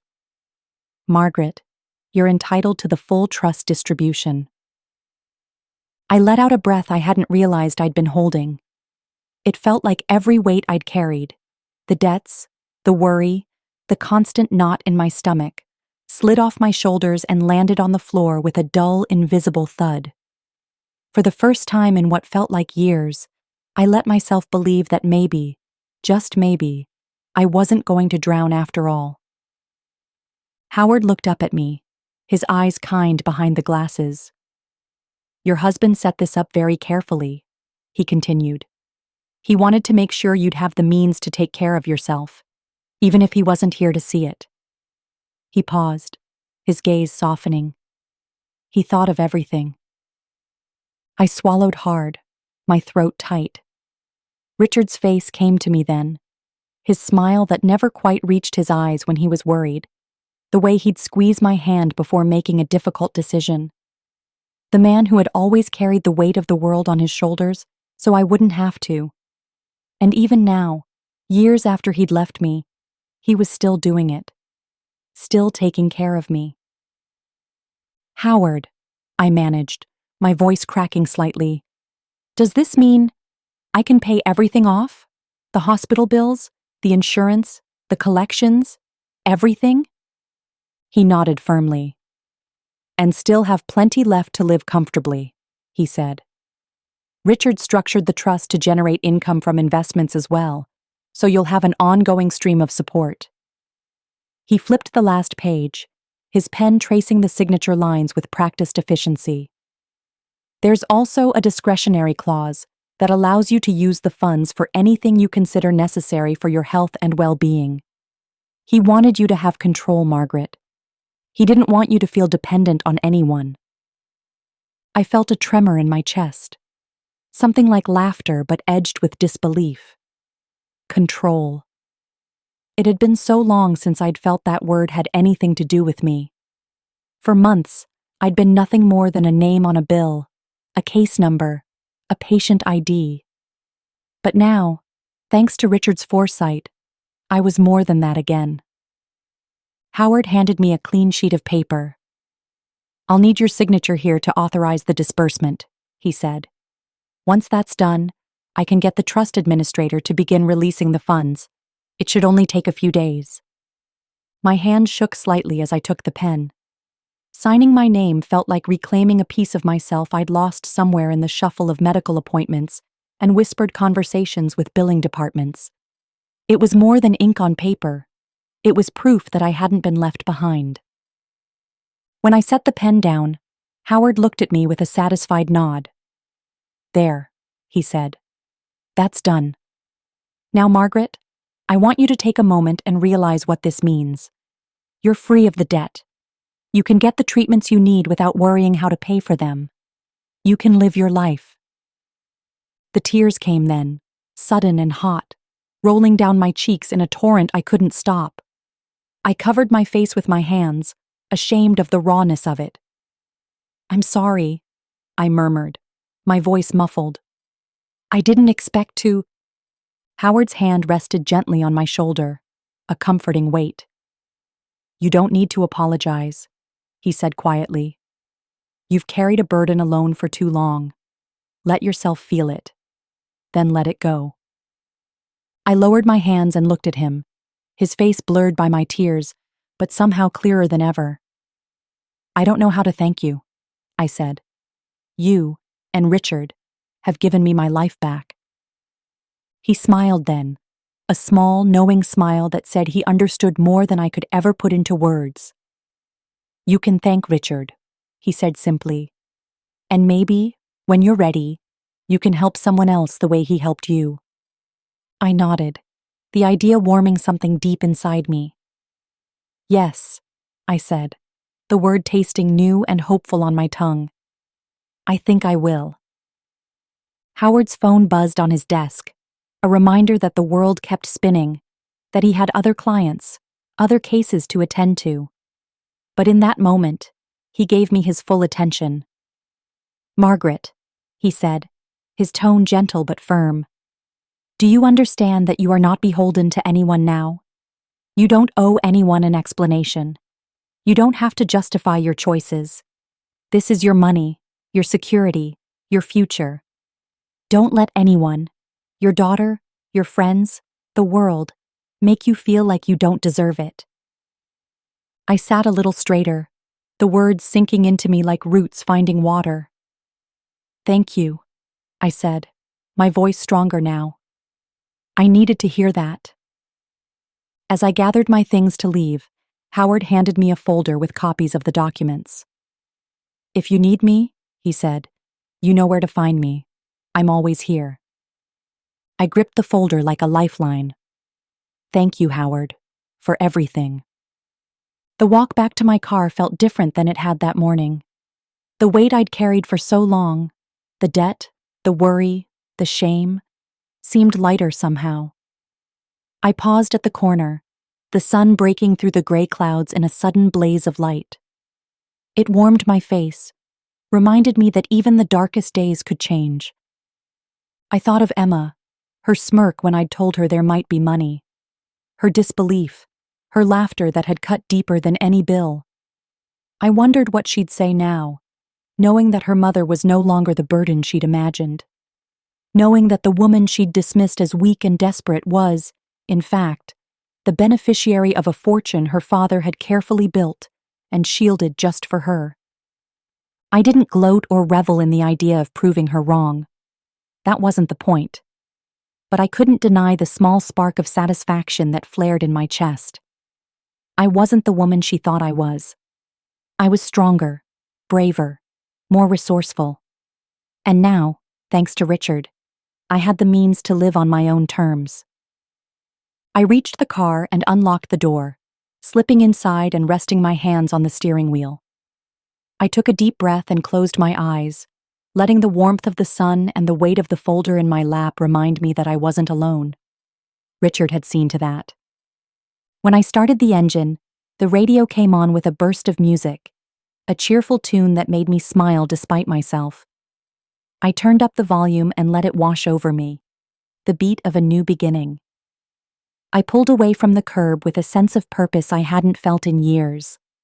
I was no longer defined by my debt, or my illness, or even by Emma's doubt. I was Margaret Peters, the woman Richard had loved and trusted, the woman he'd believed in. And now, I believe in her too. The trust wasn't small. It was a substantial sum, enough to pay my debts and then some.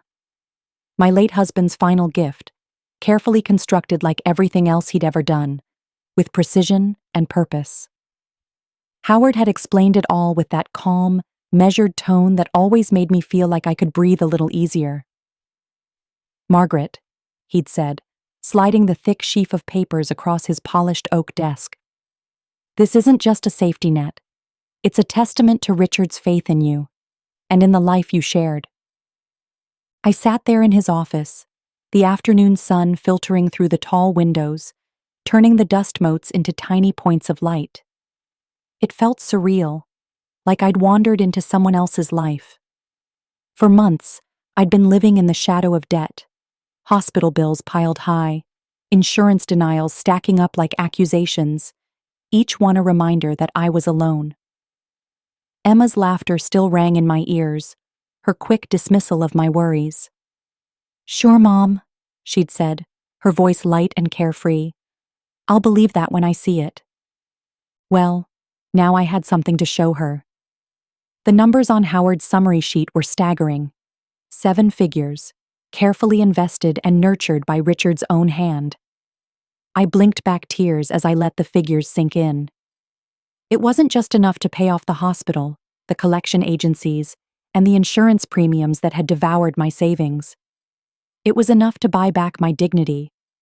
Enough to remind me that I was more than a case file or a line item on someone's ledger. Howard leaned back in his chair, watching me with the quiet patience of a man who'd spent his career guiding people through the most important moments of their lives: weddings, funerals, inheritances, divorces. He was thorough, he said softly. He structured it so that even if something happened to the markets, or if the investments didn't perform, you'd still be protected. He wanted to make sure you'd have the freedom to live your life without fear. Freedom. The word tasted strange on my tongue, foreign but familiar, like a song I used to know by heart, but hadn't sung in years. I let out a shaky breath, the weight of it all pressing against my chest. "It feels like too much," I whispered. "I never thought, I didn't know he'd done this." Howard smiled gently. "That's the thing about Richard," he said. "He never did anything halfway. He loved you, Margaret, and he wanted to make sure that even after he was gone, you'd be taken care of." He paused, his eyes steady on mine. "He wanted you to have options, not just to survive, but to live." The room seemed to expand around me, the walls breathing with the possibilities. I thought of all the times I'd lain awake at night, staring at the ceiling, wondering how I'd pay the next bill. The phone calls I'd let go to voicemail because I couldn't bear to hear another collector's voice. The small humiliations, returning groceries to the shelf, skipping the garden club luncheons, pretending I'd lost my appetite at dinner parties. All of it felt like a different lifetime now. I remembered Emma's smirk when I'd told her about the trust, the way she'd rolled her eyes like I was a child with a wild imagination. She'd always been so sure she understood the world, so quick to dismiss the things that didn't fit her narrative. But she hadn't known Richard like I had. She hadn't seen the way he'd stayed up late reading financial reports, making plans for the future. She hadn't felt the quiet pride he'd carried, knowing he could leave me with a shield strong enough to withstand anything. Howard gathered the papers into a neat stack and slid them into a sleek leather folder. "I'll handle the administrative side," he said. "The funds will start to become available within the week. In the meantime, I'd recommend you start thinking about how you want to move forward, how you'd like to settle the debts, how you'd like to live now that you're not under that burden." Live. The word felt like a sunrise after a long, dark night. For so long, I'd been in survival mode, focused on making it through each day without breaking. But now there was room to breathe, to dream. Richard had given me that. His final gift wasn't just the money. It was the chance to remember who I was before the bills and the sickness had stolen everything. I stood, my legs feeling stronger than they had in months. "Thank you, Howard," I said, my voice steady. "For everything." He shook my hand, his grip warm and reassuring. "You're stronger than you realize, Margaret. Richard knew that. Now it's time for you to know it too." As I stepped out into the sunlight, the folder tucked securely under my arm, I felt a new kind of lightness. The burden I'd carried for so long had shifted, no longer a weight pressing me down, but a shield I could hold up against the world. I thought of Emma, of the moment I'd show her that her mother wasn't the fragile woman she'd imagined, that the woman she'd dismissed as weak had been holding a fortune in disguise all along: love, foresight, and the power to rise again.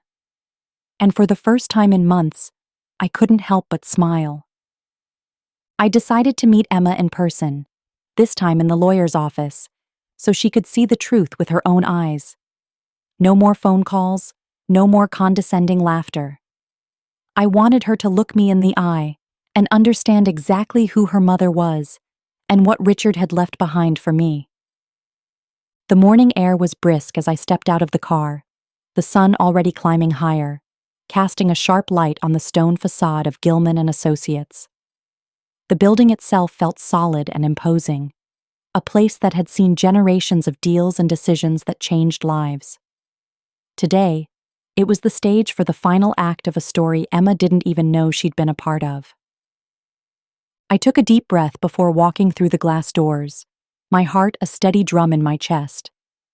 Howard's receptionist, Lisa, greeted me with her usual warm smile, though her eyes flickered with curiosity.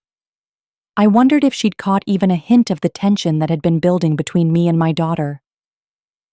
"Mrs. Peters, Mr. Gilman is ready for you," she said, gesturing toward the oak-paneled hallway that led to his office. I could feel Emma's presence before I even saw her, a familiar tension in the air, a reminder of every argument, every sideways glance. She was already there, seated in one of the high-backed chairs opposite Howard's desk. She wore a tailored cream suit, her hair pulled back in a sleek ponytail that made her look younger and harder at the same time.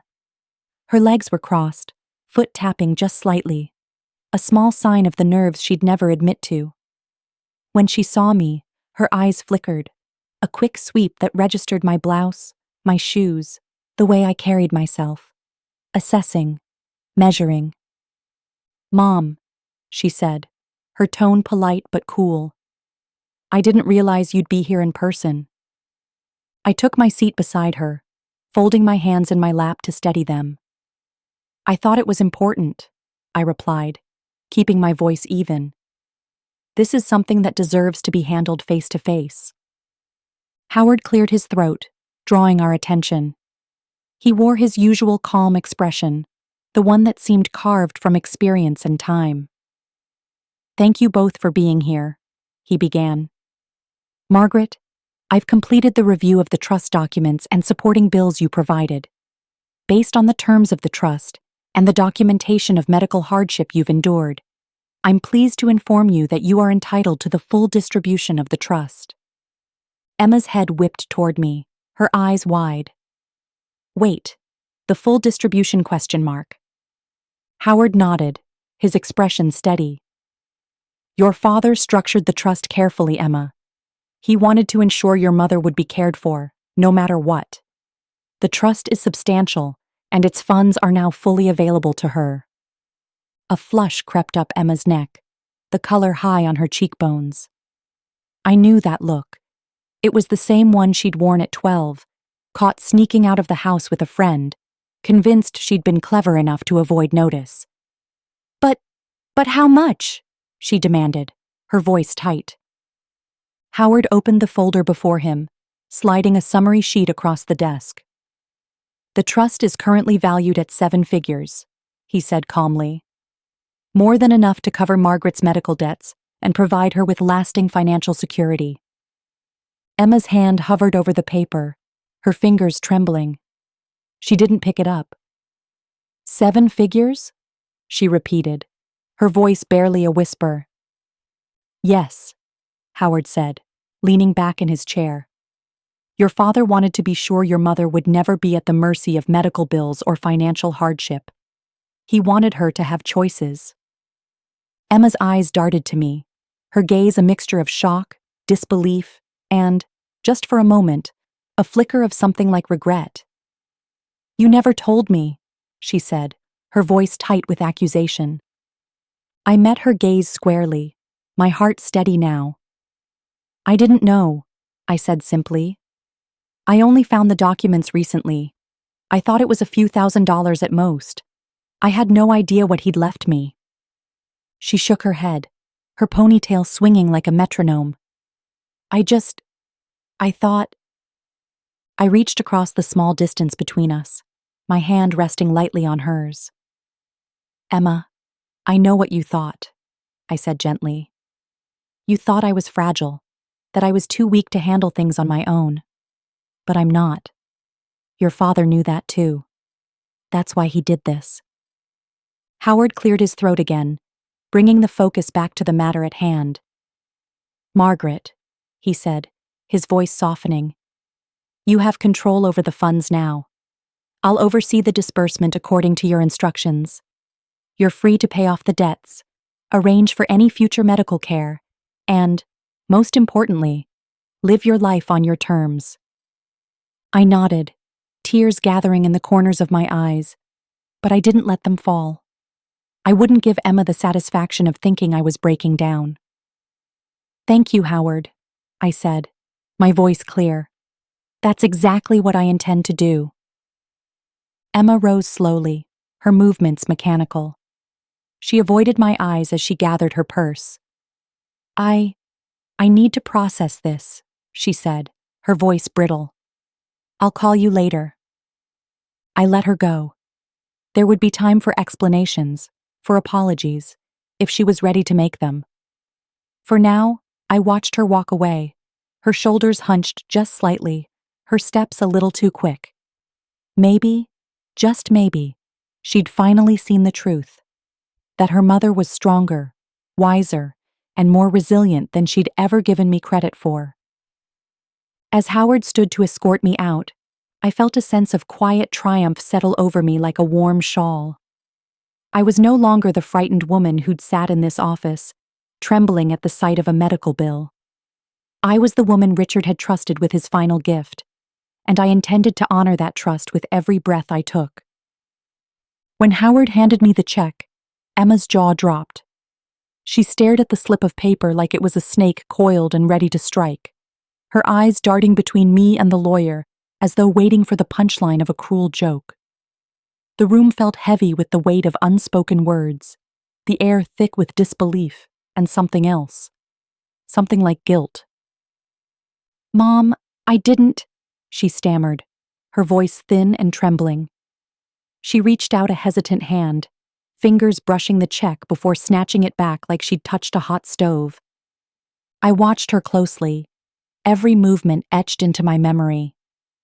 The steady beat of my own heart drowned out the ticking clock on the wall. For months, I'd rehearsed this moment in my mind. The moment when Emma would have to see the truth. When she'd have to reckon with the fact that the woman she'd dismissed as fragile and helpless had been sitting on a lifeline she couldn't even imagine. Howard cleared his throat gently, his practiced professionalism never wavering. It's all there, Emma, he said. Your father left this trust specifically for your mother. She's more than met the conditions to receive the funds. It's hers, free and clear. Emma's lips parted as though to argue, but no words came out. Her eyes flicked to mine, searching for some sign that I was the same woman she'd always believed I was. The one who needed her help, who couldn't stand on her own 2 feet. But the truth hung between us like a bridge too wide to cross. Mom, I didn't know, she whispered finally, her voice cracking on the last word. The apology was there, buried under layers of shock and pride, but she couldn't quite force it past her lips.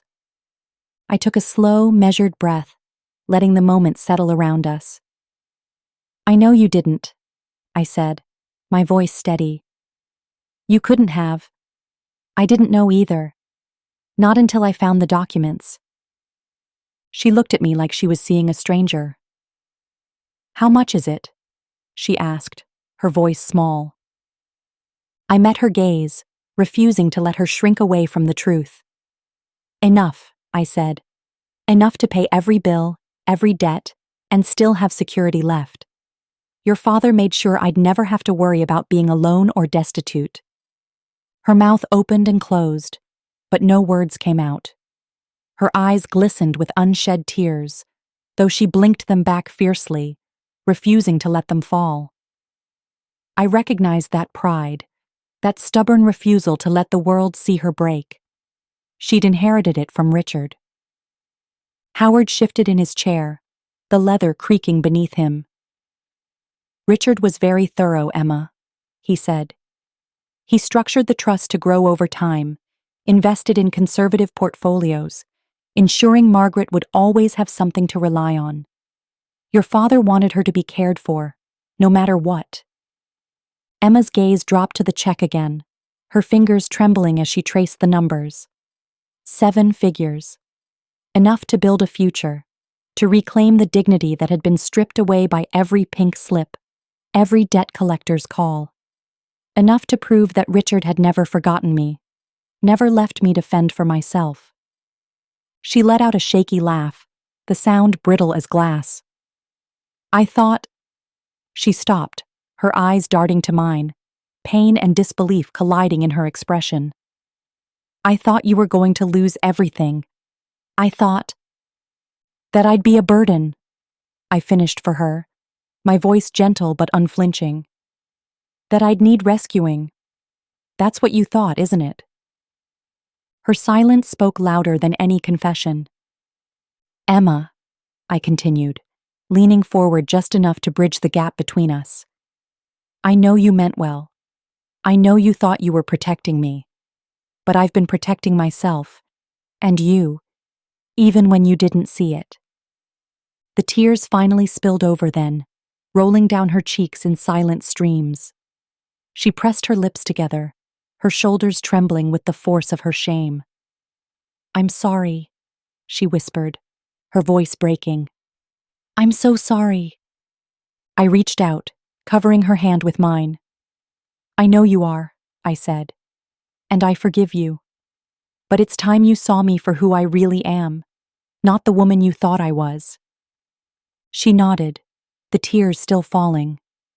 Her eyes met mine, and for the first time in years, I saw a flicker of something new. Respect. Howard rose quietly, gathering his papers with the practiced discretion of a man who had seen too many family reckonings to count. I'll leave you both to talk, he said, his voice gentle. Take your time. There's no rush. He slipped out, closing the door behind him with a soft click. Emma looked at me, her expression raw and unguarded. Mom, she said, her voice trembling. I don't know how to fix this. I squeezed her hand, the tears stinging my own eyes now. You don't have to fix it, I said. You just have to see me. All of me. She nodded, a sob escaping her throat. And for the first time since Richard's funeral, I felt the distance between us begin to close. In that small office, amidst the scent of polished wood and old paper, a bridge began to build itself back, one tear and one truth at a time. Howard leaned back in his chair, the afternoon sun slanting through the blinds and catching the silver at his temples. His hands, folded neatly on the desk, looked steady, the kind of hands that had held countless secrets and guided dozens of families through their own reckonings. He cleared his throat, his gaze shifting from me to Emma and back again. Margaret, he began, his voice low and measured. Your husband's foresight was remarkable. Richard didn't just leave you a trust. He left you a roadmap, a carefully constructed plan to ensure that no matter what happened, you'd never be left vulnerable. Emma's eyes darted to me, a flicker of confusion crossing her face. She hadn't expected this. I could see the questions forming in her mind, the pieces of a puzzle she'd never bothered to assemble suddenly demanding her attention. Howard continued, his tone warm but firm, like a parent explaining a hard truth. This trust wasn't some casual afterthought, Emma. Your father spent years putting it together, choosing conservative investments, setting conditions that would protect your mother from any exploitation or misuse. He wanted to make sure that when she needed it most, it would be there. Emma opened her mouth, then closed it again, her lips pressed into a thin line. I recognized that look. She was fighting the urge to interrupt, to challenge, to defend the assumptions that had kept her comfortable. But she stayed silent, her hands gripping the arms of her chair. Howard reached for the file on his desk, his fingers tracing the neatly organized papers. Margaret came to me months ago, desperate, with bills piled high, bills that should never have reached her if she'd known about the trust sooner. But grief, he said gently, does strange things to people. It clouds judgment, blurs the lines of memory. Your mother had forgotten, or perhaps chosen not to see, that Richard had prepared for this. The weight of his words settled over me like a cloak. I remembered the nights I'd lain awake, staring at the ceiling, counting the bills in my head like a grim litany. I'd felt so alone, so abandoned. And all the while, security had been waiting for me, hidden in plain sight, written in Richard's own hand. Emma's face crumpled, her eyes filling with tears that trembled, but didn't yet fall. "Mom," she whispered, her voice ragged, "why didn't you tell me?" I took a breath, the ache of regret sharp in my chest. "Because I didn't know," I said softly. "Or maybe I didn't want to know. After Richard died, I couldn't bear to go through his things, to look at the papers he left behind. Every signature felt like saying goodbye all over again." Howard nodded, his expression kind. "That's more common than you think," he said. "Grief isn't always logical. It doesn't move in straight lines." He turned to Emma, his gaze direct but gentle. "Your mother endured years of worry and fear, believing she was alone, that she'd have to shoulder every burden by herself. And yet, all the while, your father had left her a fortress, a trust that could have shielded her from every financial storm." Emma shook her head, tears slipping down her cheeks now. I thought you were struggling, Mom. I thought I had to be the strong one. I didn't know Dad had done all this." I reached across the space between us, my hand trembling but resolute, and took hers in mine. "I know, sweetheart," I said, my voice thick with emotion. "I know you thought you had to take care of me, and I'm grateful you wanted to. But your father? He knew me better than either of us realized. He knew I'd try to tough it out on my own. That's why he made sure I couldn't ignore this trust forever." Howard cleared his throat again, his voice the steady anchor in the storm. "Emma, this trust is about more than money. It's about love. It's about a man who wanted to make sure the woman he loved would never feel afraid, would never feel abandoned. It's about a promise he made to her, and kept, even after he was gone." Emma's shoulders shook as she tried to contain her sobs, her fingers clutching mine like a lifeline. "I'm so sorry, Mom," she choked out. "I didn't know. I should have listened. I should have trusted you." I squeezed her hand, tears finally slipping free, hot and unstoppable. "It's okay," I said, my voice a trembling whisper. "We both had our own grief to carry, but we're here now, and we're stronger for it." Howard stood, his eyes kind but firm. "Margaret," he said, "the funds are yours. Use them to pay off the debts, to reclaim your life. And remember, this isn't just about survival. It's about living. It's what Richard wanted for you." I nodded, my heart lighter than it had been in years. "Thank you, Howard," I said, for everything. As Emma and I stood together, her hand still in mine, I felt the space between us shrink. The truth had come out, not just about the money, but about the love and the legacy Richard had left behind. And in that truth, we'd both found something we'd thought we'd lost: each other. I didn't gloat or rub it in. I simply smiled and thanked Howard, a soft, grateful smile that felt as genuine as it was earned. Let Emma process her own guilt in her own time.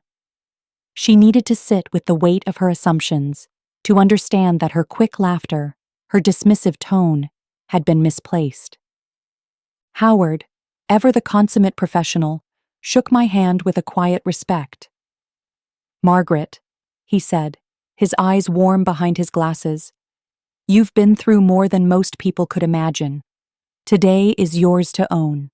Don't let anyone take that from you." His words landed on my heart like a benediction. I nodded, a small but certain gesture that told him I understood. "Thank you, Howard," I said, my voice calm. "For everything." He inclined his head, the corners of his mouth lifting. "It was my pleasure, and my duty," he replied. "Your husband would be proud." Emma stood a few feet away, her arms folded across her chest as though hugging herself. She hadn't said much since Howard explained the trust, and I could see the conflict playing across her face. There was relief there, certainly, but also shame. Shame at having doubted me, at having dismissed the possibility that her mother could stand on her own. I caught her eye, but I didn't press. Let her wrestle with her own conscience. It wasn't my job to force her to understand. She needed to come to that realization on her own. Instead, I turned to Howard and gave him one last smile, one that felt like it had been years in the making. "Please let me know what the next steps are," I said. "I want to make sure everything is settled properly." He nodded, his expression softening. "Of course," he said. "I'll be in touch with the paperwork by the end of the week." I left the office with my head high, the folder clutched tightly under my arm. The sun was just beginning its slow descent, casting a warm glow across the pavement. I paused on the steps, breathing in the cool air, letting it fill my lungs with something that felt a lot like hope. Emma followed a few steps behind, her footsteps hesitant. I didn't rush her. Today was about me reclaiming my own worth, and I wasn't about to let her guilt overshadow that. I'd spent too long worrying about her feelings, about her perceptions. Today, I let that go. As I reached my car, I turned to look at her. She opened her mouth, but the words didn't come. And that was fine. I didn't need an apology right now. I didn't need her approval. I had Richard's love, Howard's respect, and my own quiet victory. That was enough. I got in the car and started the engine, the hum of it steady and sure beneath my hands. I was steady and sure too, at last. And as I pulled away from the curb, I let myself smile. Small, but real. It was my time now. My life. And for the first time in a long time, I was exactly where I needed to be. I told Emma quietly, "Sometimes the people you underestimate surprise you the most." Her eyes flickered, her mouth opening as if to speak, but no words came. She looked away, staring at the floor, her face pale and drawn. I watched her struggle with the weight of her own assumptions, the shame of having doubted me so easily. For years, she'd seen me as fragile, as someone who needed saving, never pausing to consider the strength I'd built quietly, steadily, through every hardship I'd faced. I didn't say anything more. The words had already been spoken, and I knew they'd land where they needed to, in that place deep inside where she'd come to terms with the truth. I let the silence stretch between us like a bridge, fragile, but there all the same.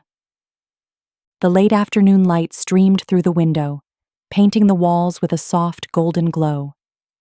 It felt warm on my face, a reminder that even the coldest seasons eventually gave way to warmth. I leaned back in my chair, letting the moment settle. I didn't need to gloat or revel in victory. The lesson had spoken for itself. Emma's hands fidgeted in her lap, her knuckles white as she squeezed them together. I remembered when those hands had been small, when they'd reached for mine with complete trust. I wondered if she'd ever seen me as anything other than the safe harbor she'd relied on in her own storms. Maybe that was part of the problem. She'd needed me to be small, so she could be strong. But she didn't understand that I'd been strong all along, in ways she'd never had to be. When she finally looked up, her eyes were wet, but she blinked the tears away. "Mom," she whispered, her voice hoarse. But that was all she said. I waited, giving her the space to find the right words, but they didn't come. And that was all right. Sometimes the greatest lessons don't need explanations or apologies. Sometimes it's enough to let the truth settle like dust after a storm, to let it shape the landscape in its own time. I reached across the table and took her hand, giving it a gentle squeeze. "It's okay," I said, my voice soft but unwavering. "You don't have to say anything right now. Just know that I'm still your mother, and I always will be." Her chin trembled, and she nodded, her lips pressing together in a silent apology. She understood. In that quiet room, with the sun setting and the shadows stretching long, I felt the shift in our relationship, like a door opening, slow and creaking, but opening nonetheless. I'd taught her something today, that strength can hide in the most unexpected places, and that sometimes the people you underestimate surprise you the most. I paid off the debts, settled the accounts, and planned a small trip for myself. For the first time in years, I felt free. Free from debt and from doubt. The calls from the hospital billing department, the letters from collection agencies, those had been my constant companions, like uninvited guests that wouldn't leave.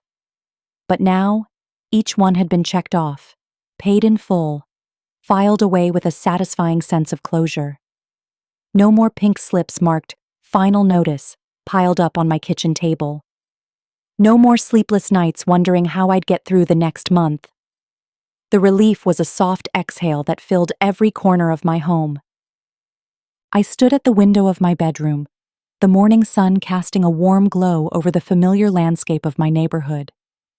It looked different now, as if I were seeing it with new eyes. The maple tree I'd always admired but never had time to truly appreciate.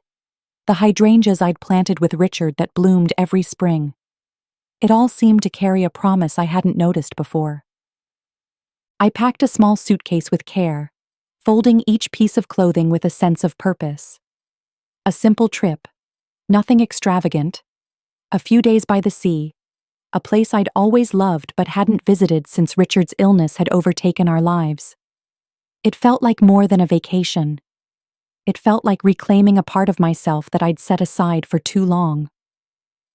I thought of Emma, of her tearful apology that day in Howard's office, of her eyes finally seeing me for who I was, a woman who had weathered every storm and come out stronger. We hadn't spoken much since that day, but the air between us had changed. The next time she came over, she'd helped me carry in groceries without a word, her silence saying everything I needed to hear. I zipped the suitcase and set it by the door, the sound of the zipper closing like a punctuation mark at the end of a long, painful sentence. I felt lighter, unburdened.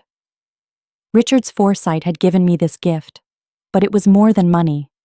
It was permission to live again, to step out from under the shadow of fear and stand in the light. As I stood there, ready to leave for the airport, I allowed myself a small, satisfied smile. For years, I'd carried the weight of debt and worry, but now, I carried only hope. Hope for the days ahead. Hope for new memories. Hope that Emma and I could rebuild what had been strained by grief and misunderstanding.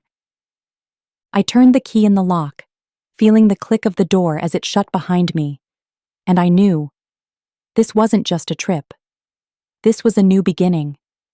And for the first time in a long time, I felt like I had the strength and the freedom to embrace it. So, there you have it. The story of a woman underestimated by her own daughter, and the quiet victory that changed everything. It's a reminder that sometimes the strength we need is already within us, waiting for the right moment to rise. Thanks for spending time with this story. If it resonated with you, don't keep it to yourself. Someone else may need to hear it too. Watch another real-life journey by clicking on the left, and subscribe so you never miss what comes next.